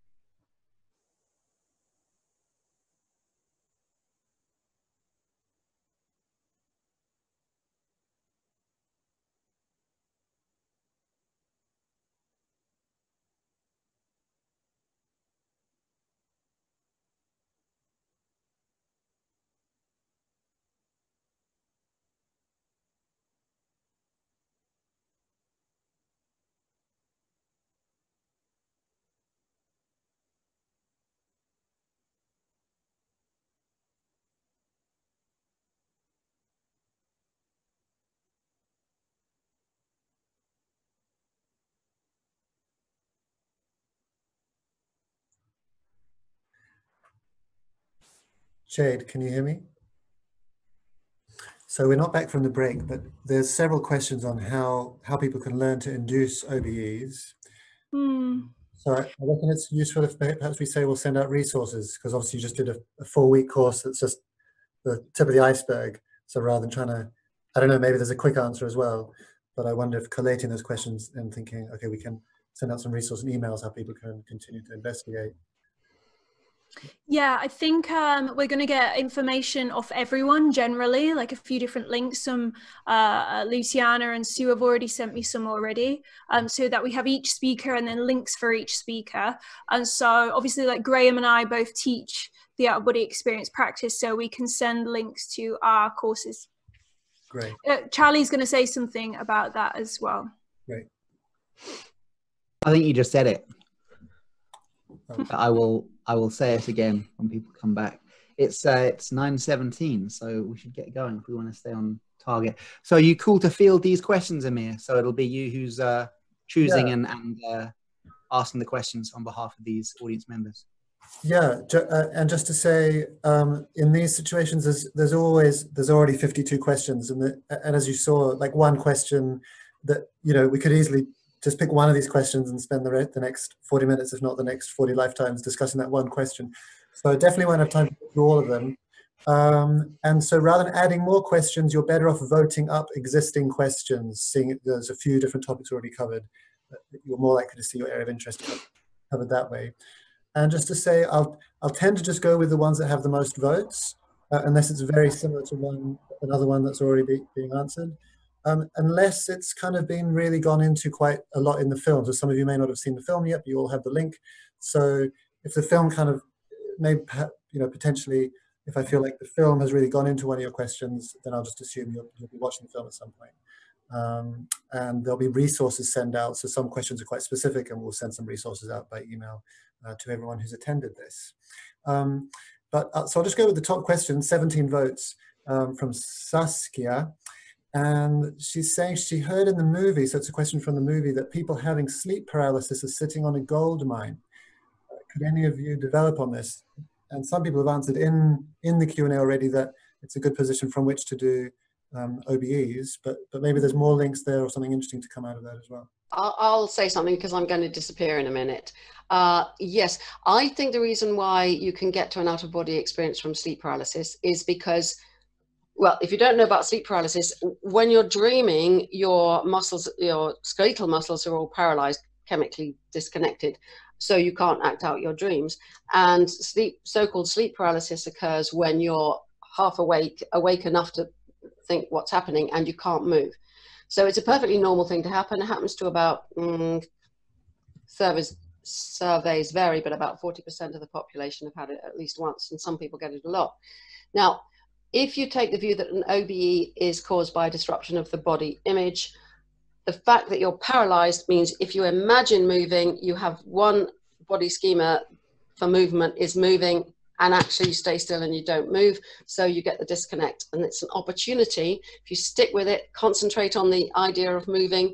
There are techniques like rolling out or floating up, climbing a rope, whatever, which are all using that. And with your body paralyzed, it gives you a really good start. So yeah, you can enjoy it. It can be terrifying. I'm so pleased when I can help people and say, look, it's quite normal and so on, you know, enjoy it. Don't panic. And it's a great opportunity to have out-of-body experiences and explore them. I personally tend to advise people that I teach away from sleep paralysis, because I tend to find that the quality of experiences are much lower from sleep paralysis. I tend to consider that maybe they're a different kind of experience altogether. Although they may have, like, many of the qualities of an out-of-body experience, they're kind of the same way they have many of the qualities of being in the room with a strange figure, but it doesn't mean that it's the same thing as being in the room with a figure. So it's kind of, there's the quality of the experiences always seems to come through to be lower, and more fearful entities and strange things seem to be more common in sleep paralysis experiences. So it's not a way that I tend to favor, although yes, people do have unusual experiences through sleep paralysis. shall I come in with the next question? So there's quite a few people asking, is OBE something you can develop and learn similar to lucid dreaming? If so, how do you do it? What methods are recommended other than just pure chance? Questions like that. So I mentioned earlier we'll send some resources out about that, but just want to check if anyone wants to give a short answer to that now as well in terms of starting points. I can give a really short answer. So I teach it within the hypnagogic and hypnopompic state, which is when we're falling asleep and waking up from sleep. And obviously there's a tendency here to drop into a lucid dream, so the wild technique, waking-induced lucid dream, or to just be wide awake. I call it the hypnagogic highway. So we can either just black out and fall asleep, be conscious and go into a lucid dream, or go into sleep paralysis, or we can then go into an out-of-body experience. So it's easiest to practice it here because we have 2 opportunities every day, because we all go to sleep and we all wake up. So it's just easier. But I want to point out Graham, because he teaches it from completely wide awake. So still going into a trance state, but not from the sleep states. And I just think that's a really nice angle. I don't know if you want to elaborate a bit more, Graham. I guess that Sue might find this interesting or have some comments on this, but I tend to feel that the pre-OBE state, especially when it happens from a waking state, is related to a flow state. I think that possibly when the brain is flooded with 5 neurochemicals. Essentially, when you're in a flow state, you lose a sense of time, you go into hyper-focus, you become hyper-creative, able to do things and function on a much higher level. In my work, I've tended to notice that there's something akin to that, of some form, that seems to be the pre-state to an OBE. So I tend to focus on the pre-state, which I guess is similar to the idea that when you're in sleep paralysis, you're in the right kind of pre-state for the experience. But the problem with sleep paralysis, it comes with all the extra baggage that we don't want. So doing it from a waking state and going through flow states and using mild sensory deprivation, etc., those kinds of ways are avenues to get to an OBE from a waking state, and that's what I teach. Yeah, I do indeed find that interesting, and particularly I hadn't heard this thought about the more positive one starting from the waking state.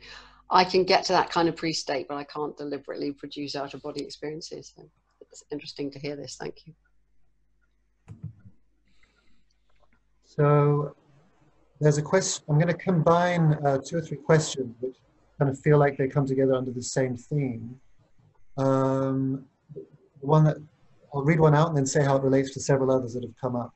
Is there a way to distinguish if characters/energies we meet in OBE are our own projections and therefore part of our mind, or something coming from somewhere outside of ourselves? That's something that's been touched on. Other questions related to that were on what other theories that perhaps haven't been mentioned on, like why. So there's a conversation that was even happening before I think the panel even started, of the different theories on why these archetypes seem to exist across different cultures. And I'll just feed in another angle on this, which some people are reporting commonly having negative experiences or meeting malevolent entities. Is this a concern? Are there any tips on how to deal with meeting malevolent entities? Are there any dangers around this? So I just thought I'd try and combine, and then maybe there'll be lots of people to. I'm sure you're going to get lots of great answers to that one, but I think I really need to go to bed or I'll make myself ill. I've enjoyed this so much more. Oh, thank you. I've enjoyed this really a lot. Thank you all very much. It's been great, and I hope you enjoy the last half hour. Sorry to leave. Thanks so much, Dr. Bye, Susan Black. It's good to see you again. Thank you all. Bye. I do. Okay, and an answer to that question, who'd like to jump in? Well, I suppose I could come in as a starting point, in the sense of what I've been researching and writing about for the last 3 or 4 years is very much the role of these entities and what they are and what they're not. And rather similar to my point I was making earlier on with regards to my book on time, I ended up being probably as confused when I started as when I finished as to the true nature of them. But there does seem to be some kind of feedback relationship between our own anticipations and the entities that we encounter. And it does seem to me that this is why I'm using the term egregorial in the idea of the egregore, that is a thought form that can be created by a group of individuals, or we can create ourselves. But the entities seem to use our thought patterns to bring themselves into existence in some way. How this works, I'm not quite sure. But it does seem from the evidence of researchers into the subject, I'm not saying scientific researchers, but I'm saying researchers such as Paul Eno in America, who argue that these entities do have external reality to ourselves, and that in some way they feed off our fears and they generate fear in ourselves in order to feed off those. Now, I don't know how true that is, and I will leave that to the experts in the group as to how powerful that analogy is. But it does seem that sometimes the entities seem to be able to be independent of us and bring information to us that is not from ourselves, which suggests that there is a degree of independence going in there. And I'd be interested very much from my own point of view as to what you guys make of that as well. With regards to the directly to the question, which is how do you, I mean, maybe restate it, but I think it was how do you distinguish between entities that may be aspects of self or generally other than, or experienced as such? You know, how do you differentially interact with them or something like that? I mean, my inclination is that you interact, no matter how you interpret the entity in front of you, whether it's as an aspect of self or as fundamentally other to the self, you interact with it in the same way, which is to try and find out what information it has for you. Now, that sentence can be interpreted a number of ways. If you think of the you as actually a limited conception of self, so you're asking that you may be part of an expanded conception of me, so you may represent some aspect of me, and I'm trying to draw that down into this conscious limited bubble, or you can conceive it as something that's fundamentally other. And of course, just to throw out there, and I'm sure many people, participants and attendees, will resonate with the fact that actually that distinction between self and non-self doesn't really work in those states of consciousness, and that they're both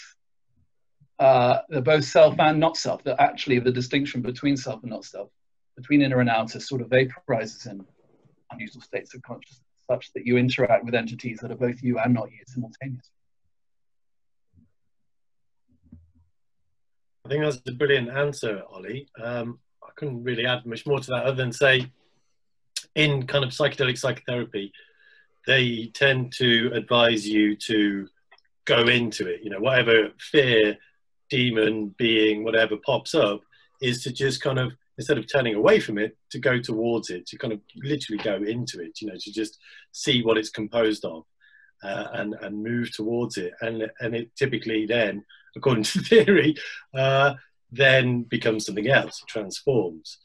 So that's one good bit of advice, although I've yet to put it into practice myself, because like you say, in these kind of deep transpersonal states, you know, it can be quite difficult to keep your bearings in what's going on, and, you know, find those distinctions between self and other.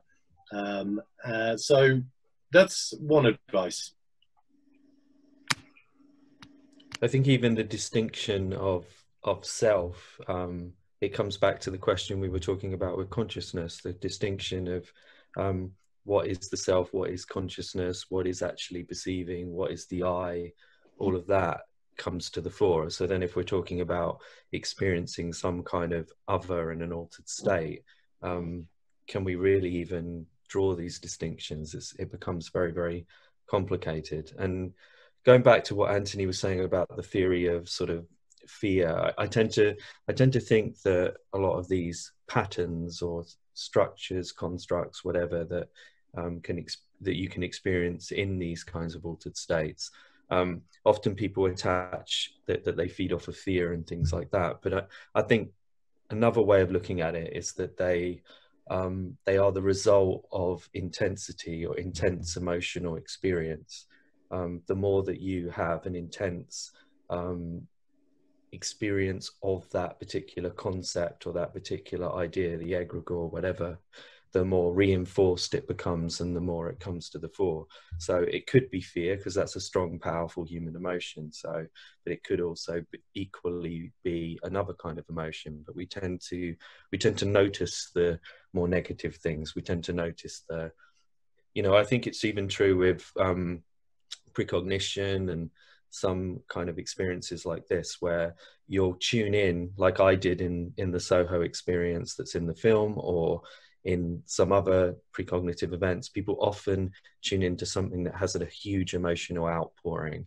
They often tune into a terrorist attack or a plane crash or something like that has this huge emotional connection to it. But then when you also dig into the research, you find that other emotional, strong, powerful, impactful experiences also tend to be present in the research.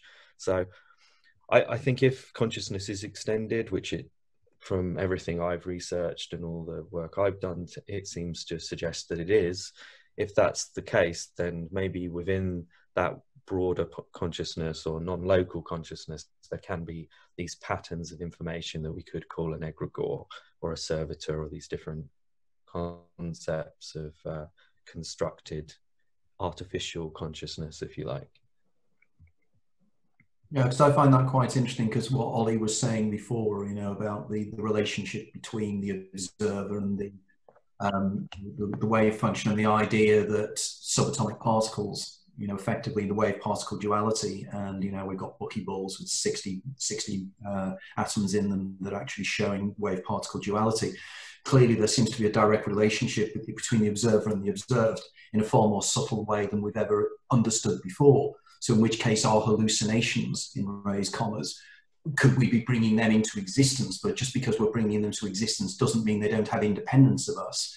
And I think this is the kind of subtleness and the depth needing to be going, I think, in the future in terms of looking into these things.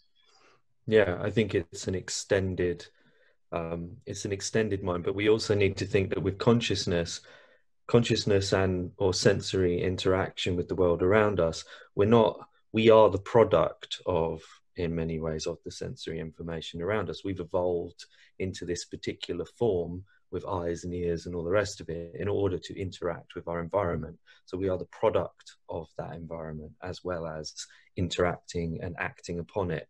So it's a two-way situation. And I think that probably that interconnection, that extension, it continues with the mind, continues with consciousness. And I think that probably reality and the personal human experience they aren't separate in that sense. They are all interconnected. And so, you know, that's why, like I say, we break all these things up for the sake of language. We say, oh, you know, this is telepathy and this is in a box here, and this is consciousness and this is here. But consciousness and telepathy are a part of each other. They're you know, and all these other things are all a part of that. I mean, there's different theories, like Edwin May in the US, who does a lot of remote viewing and precognition research. He thinks that precognition is probably the basis of all psychic abilities, all psi abilities, for example. So he doesn't think there's a mechanism as such. He thinks that it's all just kind of going, that you're picking up something from the future ahead of time. You know, I'm not saying I subscribe to that, but it's an interesting way to look at it, because generally we think in terms of what's the medium. In the past, they used to talk about the astral, the etheric. This is how we interact and this is how we experience. But I think now things are starting to kind of step outside even that paradigm, that there's a medium by which things are working. Maybe it is just, it's a fundamental, like gravity or whatever. So. Brilliant. Okay, another question, Amir, I think. I thought we could bring in Jade to ask you a question as the only panelist that didn't have a question directed at them at the beginning. Also, the next question might involve you more in terms of, perhaps you can add to this or change it, Jade. It's up to you. Okay. Yeah. So Charlie is also on the panel. And Charlie's background is in dream yoga and Tibetan Buddhism, and particularly the lineage of Kagyu, which is a Tibetan Buddhist lineage. So how do out-of-body experiences sit within the framework of Tibetan Buddhism and your lineage? Okay, so first thing to say is they out-of-body experience practice, so intentionally inducing out-of-body experiences is a core practice within what's called Milam Naljor. So Milam is a Tibetan word that means dream, and Naljor is usually translated as yoga, like dream yoga, but actually the more precise translation is natural state, which is kind of cool actually. So within these dream yoga teachings, dream yoga is a term that refers to a selection of teachings including lucid dreaming, but also what in the West we refer to as out-of-body experience or astral projection, and what in the West you'll probably call like conscious sleeping. It's actually consciousness of deep sleep, which is actually one of the most profound aspects of all the dream yogas. So number one, they're separate. It is a thing, and it's not the same as lucid dreaming. And there's actually quite a lot in the Tibetan Buddhist tradition, quite a lot of emphasis placed on telling the difference. So lucid dream is the same definition as it is in the waking state, a experience of self-reflective awareness within your personal dream state, within the REM dreaming sleep state. Out-of-body experience is referred to as special dream body practice. So that's the term you're looking for if you look through any of these texts, special dream body practice. And special dream body practice is basically meets the definitions of what in the West was called out-of-body experience. But I think their definitions actually probably a little bit more precise, as in there is actually a part of your energy body, your subtle body is dislocating from the gross corporeal form, this physical body, and dislocating. It is kind of leaving. It's not just a form of kind of remote viewing or something. This is a subtle energetic body that is dislocating from the gross corporeal form in exactly the same way as it would do at death. So there's already a link, just like with the lucid dreaming practices. The reason you'll do special dream body practice is a practice for death. So Akon Rinpoche, a famously conservative Lama and a man of very few words, when I asked him about astral projection or out-of-body experience, he said, yes, have a rehearsal before death. That is good. Exactly the same thing happens. So the out-of-body experience is used to have the experience of disembodied consciousness so that when you have it at death, it won't be such a shock. It was also used in a utilitarian fashion, which is quite cool. People often don't hear about this. Tibet's like a massive place, right? So let's say you're in Lhasa and there's a teaching going on in Kham, which is like 5 days by horseback or something. You would use the special dream body practice to project out of your body and go and listen to the teachings. Now, whether in that case it was more of a kind of a remote viewing consciousness or whether the actual, energy body was leaving, who knows? But it had utilitarian function. It was based on the fact Tibet was such a big place. The Dalai Lama has been quoted in an aside, just like off the cuff comment, that it would make you the perfect spy. So we are talking about validating out-of-body experiences based on like objective reality. And when I was taught the practice, when I was encouraged in the practice by Akon Rinpoche, he said to tell the difference between a lucid dream and an out-of-body experience, when you shift out of the body, leave your house, go down the street and check the numbers on the doors. He then said, next day you go with notepad, you check, same numbers, different numbers, you check. So I was really surprised with the amount of focus there was on verifying objective reality OBEs and absolutely distinguishing them from lucid dreams in comparison with out-of-body experience. So yes, it is a practice. It's usually in the Karma Kagyu tradition only taught as part of the 3 or 4 year retreat. Other traditions like the Nyingma tradition, it's not always taught in retreat. You can get teachings outside of retreat. But yeah, it's not like a left field practice. It's a core practice. It's encouraged to do it. It's preparation for death. It's good for you. And it is not the same as lucid dreaming. Charlie, I love this kind of Tibetan Zoom equivalent, much less technological. Oh, right, yeah, projecting out, to go and watch the teachings. Yeah. I have a question. So in your experience, when I first met you, you talked about an experience you had whereby you were able, in a lucid dream, to get into one of your students' dreams. So was that an out-of-body lucid dream experience, do you think? Because it seemed to have some critical elements to it in that you were able to describe their dream to them the next day. I think it was the other way around, if it's the story I think I'm telling you, where they entered my dream. Oh, I got it muddled up maybe. It was still a brilliant story. Yeah, this is when I was doing the Dream Forum, which now has a lot of people at it, but back in the day only had like 5 or 6 people. And we used to run these experiments where I would say, like, for the next week, for the next month until next month's Dream Forum is like kind of Alcoholics Anonymous or Lucid Dreamers, basically, kind of chat group, support group kind of thing. I am a lucid dreamer. And I said, for the next month, I will open up my dream space. And if you get lucid, I'm giving you permission to enter my dream. There seemed to be something about that, giving people permission.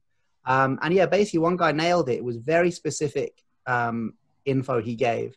And he hit me up on Facebook Messenger, and I could tell the validation I gave him and the time he sent me the dream report, there's no way he could have written that quick enough.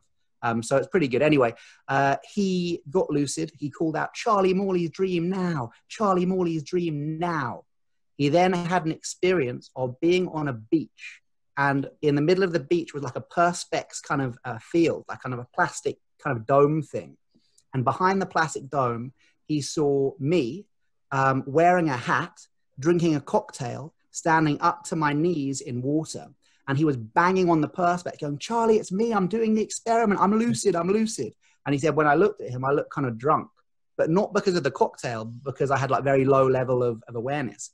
Now, at that same time, like literally the same kind of real time, I was having the following dream that I had written in my dream diary and then compare with him. It was a non-lucid dream. I was on a beach, standing at a bar in knee-deep water. So he didn't see the bar. I was wearing a hat, holding a cocktail, standing in knee-deep water. Those are 3 very specific elements, and he nailed them all.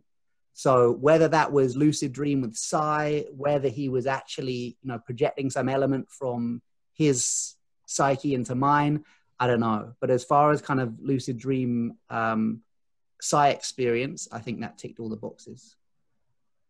Yeah. No, I have never entered anyone else's dream. I would never assume such responsibility. And I don't know how to do it anyway. Okay, another question, Amir. Really beautiful. And by the way, because I'm looking through the question, panelists, if I ask a question and you kind of go, "We've just been talking about that, why are you asking that question?" then just let me know. It's because I'm also reading questions at the same time. I can't always hear everything that's being said. So the next couple of questions, I'll kind of tie them together as they relate to fears. And I see in the chat as well, various people talking about fears that come up, and it relates, I guess, again to this malevolent or monsters, aliens, someone having an experience that whenever they start to come into an OBE or relaxed state, they encounter weird entities. They look like monsters and aliens and scary. They seem to dart straight at them. Should I continue with the experience and let them attack, or stop the session out of fear as I normally do? It happens every time I try to do an OBE. And related to this is, it says question to Jade, but there might be others who have a comment on this. What advice would you give to someone who wants to experience OBE but is anxious about letting go? So kind of 2 different fears that can come up in this context. You're muted, Jade. Yeah, so I come up against this a lot. A lot of OBE teachers do. In fact, the biggest block to out-of-body experience is fear and limiting beliefs. We all have them. And so, yeah, there's a couple of things there. So there's loads of stuff you can do to overcome fear. There's overcome fear of having an out-of-body experience, overcome fear of, I call this the 3 irrational but understandable fears. Will I come back to my physical body? Will I be attacked by an entity? And will I get possessed? And will I go mad? So those are the 4 most common fears. And the arguable answer is usually no. Most experienced teachers will say. But there's numerous things you can do. It depends on what the fear is. In regards to the letting go, out-of-body experience practice is brilliant for the practice of letting go. So look at it the other way around. The out-of-body experience practice can help you with the letting go, and then in exchange of that, you'll be able to have more out-of-body experiences as well. A lot of it is to do with the unknown, and the fear isn't really coming from you. The fear is coming from your ego. Your ego's going, "I've never experienced this before. Am I going to die?" and that's usually the ego and just the fear of the unknown. So once you get past that, I call this the first barrier. Once you get past that barrier, usually it becomes a lot easier, although other problems related to limiting beliefs can unfold. Yes, I will leave it there, because I could go on about fears all the time. Like, I talk about shadow work in lucid dreams, which involves confronting and facing them as well.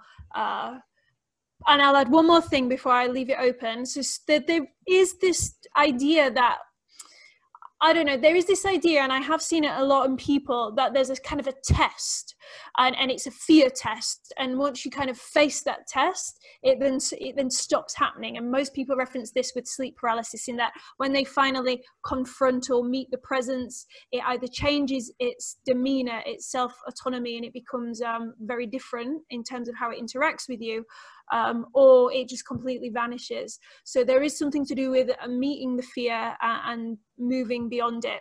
There's loads of techniques you can do to dissolve the fear as well, but I'll leave it there.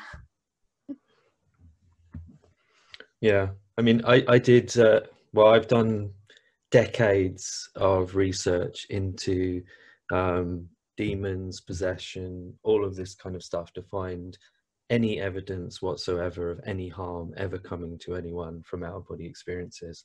And what I found is benefits. I found people healing, I found people improving their lives, I found people having transformative experiences in so many different ways. And I didn't find a single case ever of anyone ever being harmed. I just found people having these, as Jade put it, understandable fears. But I think the important thing is to remember that they are not real. They're just these fears that come up. And once you move beyond them, once you work with them and transcend them, then you open yourself up to all this healing and transformative experience that will redefine your life in amazing ways. So yeah, don't get caught up on fears and paranoia about entities. It's really based on nothing. That's so good to hear, Graham. You know, just to kind of embargo you back there, you saying you have decades of research looking at, has anyone ever come to any harm based on, you know, these fear of possession and demons and all this kind of stuff.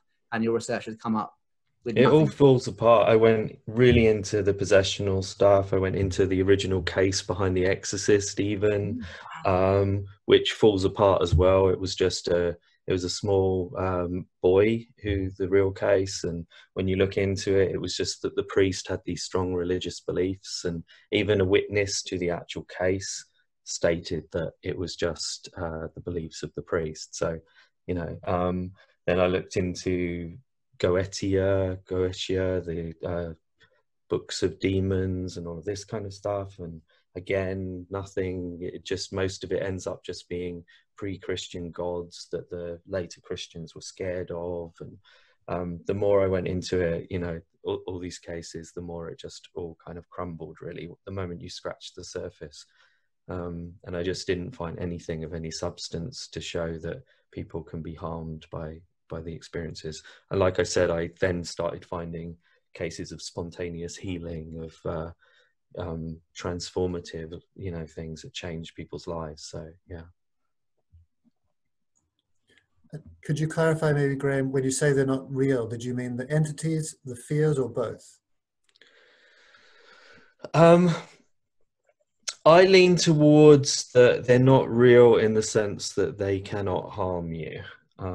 You know, we have psychological processes, we have different belief systems and all the rest of it, but I've never seen any evidence that they can do any harm in any real sense. And as David mentioned, you know, going into the experience, going into the negative form actually often dissolves it. And I've heard Charlie say a similar thing with his practice as well, that by actually like hugging the demon, you know, or just doing something like that, and it just dissolves away. So I think possibly, as we were just talking about earlier, it could be that we're creating these entities from our own fears, and when we overcome the fear, then the entity becomes unreal and dissolves away. So you know, I don't say anything categorical about whether it exists or not. That's a really tricky, complicated question, you know, because we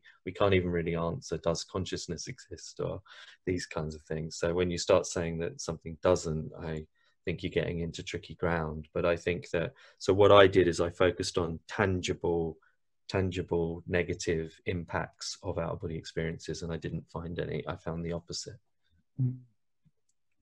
That's very cool to hear. Very interesting.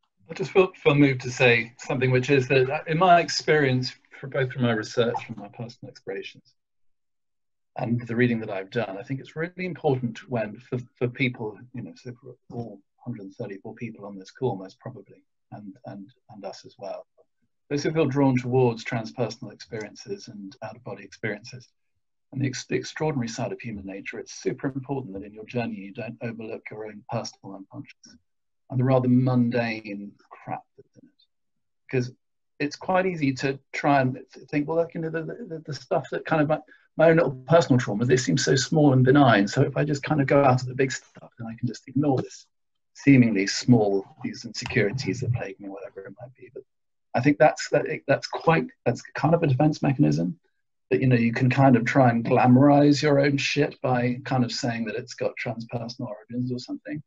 So I'd say, you know, kind of in your journey, you know, just make sure you give time to the mundane, to the selfish, to the grotty aspects of yourself, and which, you know, is absolutely integral to human nature, as well as the rather extraordinary elements as well that do come with, you know, extraordinary transformative powers, but can also draw you away from much of what it means to be human, which is, as I say, to deal with that, with the nitty-gritty as well. Yes, I agree. Yeah.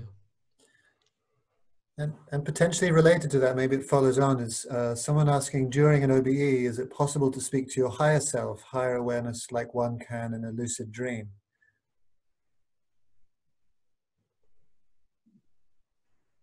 Well, I suppose I could jump in there in the sense that one of my books was called The Daemon, A Guide to Your Extraordinary Secret Self, which is an analysis of, if we do have a higher self, what are the neurological aspects of that, and indeed what are the historical aspects of that, the theological aspects. And I believe that many of, I do not have, I've never had an out-of-the-body experience. I've only ever had one lucid dream, so I'm probably not the right person to talk about this.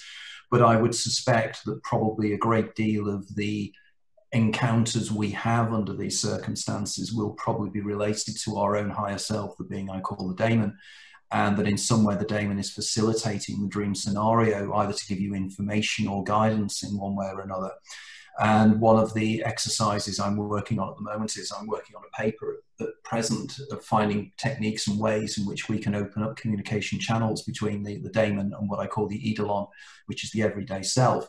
And if anybody out there has any stories or experiences of encountering what you would call yourself or your higher self in dreams or lucid dreams or out-of-body experiences, I'm extremely keen to hear about you.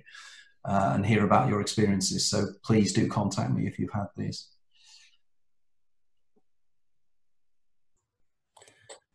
And just to emphasize to everyone, so glancing back through the questions, there's lots of really brilliant questions, and unfortunately there's never time to go through all of them. So I'm just going to pick the one at the top of the list, and it may be the last one for this evening as we're nearing the end time. And it just calls for any thoughts on sleep phases. Lucid dreaming tends to be associated with REM sleep phase. How does astral projection relate to the sleep phases, as many examples have been given of people entering the astral domain or others via lucid dreaming, i.e. via the REM phase? So I guess any thoughts on that topic?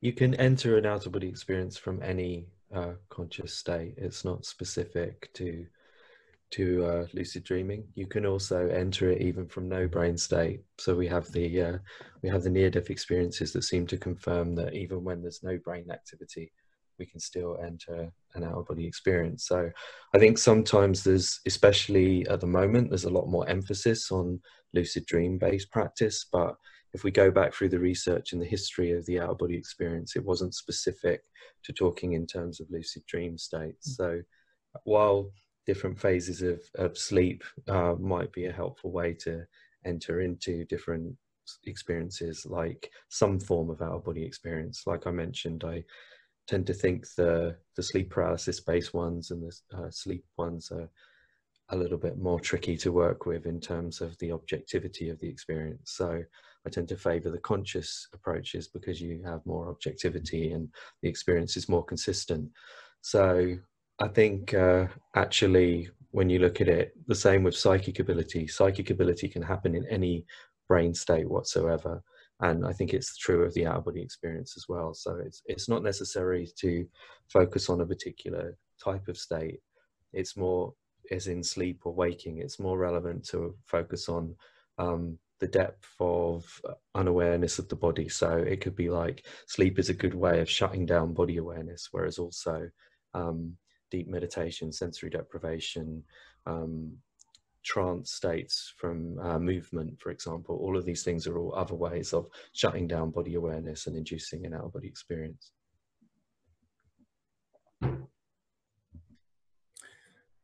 And there's just a few minutes left, so I don't know if there's a specific way you want to wrap up, Charlie, or invite panelists to maybe see if there's a particular question that really grabs them or something that hasn't been said yet that would feel incomplete if we... Yeah, I mean, I think we should do kind of final closing statements from our panelists that remain. A bit like in the last one where I asked you, where would you like to see consciousness research going in the next 20 years?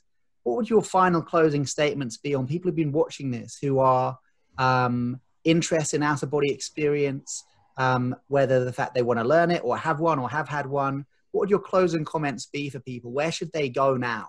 You know, what next on their path? What could you leave them with? Whether it's resources or a tip or a closing statement. Yeah, I mean, I'm thinking on my feet now because no, I mean, I didn't have anything for this bit, but this is great. We're live, right? So I'm just kind of freestyling here. Sounds great. But any kind of closing comments would be great. So maybe I'll go from the top again. Dr. David. Not much to say other than, you know, keep an open mind, but not so much that your brains fall out. So, you know, head in the clouds, feet on the ground. These can be kind of quite extraordinary terrains and, you know, kind of lead to all kinds of ontological cul-de-sacs. So just explore things with an open mind and, you know, just on a journey of discovery and see what works for you. But it's also good to kind of back all this up with a lot of the research that is out there and the kind of expertise of people like this on the panel. Brilliant. Thank you, David. Jade. Just to say, really, you know, we can theorize and hypothesize and academically look at all of these extraordinary experiences, but as Oliver said, there are other ways of knowing. So do it, learn the practice. There are some amazing questions. Learn the practice and try it for yourself. You can read all about apples from a book, but until you actually bite an apple, how does that change how you feel about the apple? So give it a go. Graham. I would say that everybody on this panel represents a new paradigm in thinking on this topic. I think what's really interesting is in where we are right now is, for example, when Sue was talking earlier about the astral bodies and the silver cords and all of that stuff, the old paradigm, I think it's interesting that what everyone represents here is a new way of looking at it and a new paradigm to it. I think everyone here is saying we don't know where it's going to go right now. We don't know where the answers are going to come from and what's the new directions that are going to unfold, but everyone here is like trying to take a step out of the assumptions and the backwards thinking and say, okay, what might really be going on here and how can we do it more effectively? And I think that's really exciting, and I think I would encourage everyone watching this to explore these writers, all these people here, and this new paradigm that we're entering. Brilliant. Thank you, Graham. Anthony? It's very difficult to follow what everybody else has said, but I particularly echo Graham's comments.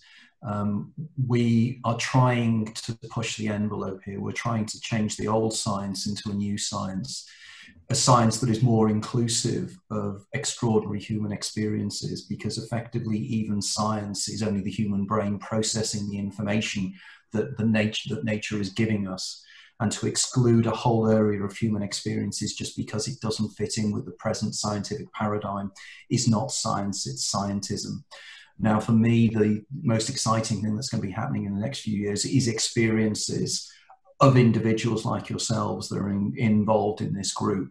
And I think the only way we can do this is by working together. And that means by swapping information, cross-fertilizing ideas, and working together. We're creating a worldwide movement here. It really is very, very important. And all I can say is that I'm thankful to being invited on this panel. As I say, I'm not an OBE experiencer, nor am I an OBE trainer. I'm very much somebody who's just interested in the phenomenon. And I'm very keen to hear from your experiences, if that's possible. We're embarking on some very exciting times. We're going to change the paradigm, all of us. Brilliant. Thank you, Anthony. Oliver. Ollie. Yeah. So I would say to everybody, try this. Try going one day without saying anything or reading anything. See what it feels like. See what it feels like to return to a world where beyond words. We get drenched in the verbal, and this has been a very verbal few hours. But reality existed for millions of years before any language appeared, and will exist for millions of years after it disappears. Remember that you are one with that reality. Brilliant. Thanks, man. Great advice. Luciana, we can't see your video, but are you there? Can you hear us? And would you like to have a closing comment? I think she had to go early, didn't she? She wouldn't be able to. Yes, okay, no probs. Okay, well, I will give a closing comment then. I would advise everybody to have an out-of-body experience. When I first had them, I basically used to think out-of-body experiences were just lucid dreams. And it was just a lucid dreamer who wasn't fully lucid and thought that they were leaving their body, but they weren't. And then I had an out-of-body experience. And the first one I ever had was I was awake. I wasn't even in a hypnagogic state. And my sense of who I am shifted out of my physical body. Once you know that you are not exclusively limited to this gross corporeal form, but you are habitually limited to this gross corporeal form, and that is a habit that can be broken with specific practices, life will change forever. Because so much of our suffering is tied up in the fact that we think we are this. So when someone insults this or injures this or projects their bullshit onto this, we hurt. Once you know that you're more than this flesh suit, and have always been more than this flesh suit, in my opinion, life changes for the better. So I would advise everyone to have an out-of-body experience if you can. Okay. Well, Amir, unless there's anything else. Yeah, I'll just speak on behalf of all the attendees. Just a lot of people saying thank you and a lot of gratitude coming in the comments. Thank you as well to everyone attending. Obviously, these things can't happen without people interested in them, and the more people interested in these kind of events, the more of these kind of events there'll be. So it's a two-way relationship, and many of the panelists I haven't met before. So thank you for coming and being involved with Psychedelic Society. Thank you, Jade, for being the vision behind this being pulled together, and Charlie for hosting, and all the panelists for contributing so warmly. And if all went well, then this has been recorded, so we'll send this out as well as many other resources to everyone that's booked. Great. So thank you, Amir. Thank you, Psychedelic Society. So Psychedelic Society will be sending you an email with the link to this recording, and also links to all the speakers and any courses they've got coming up and stuff like that. So thank you so much. It has been a pleasure. Thank you. Thank you, everyone. Thank you, everybody. Thank you, Jay. Thank you, Charlie. Thank you, Thanks, Amir. Thank you, everybody. Bye. Thank you. Bye.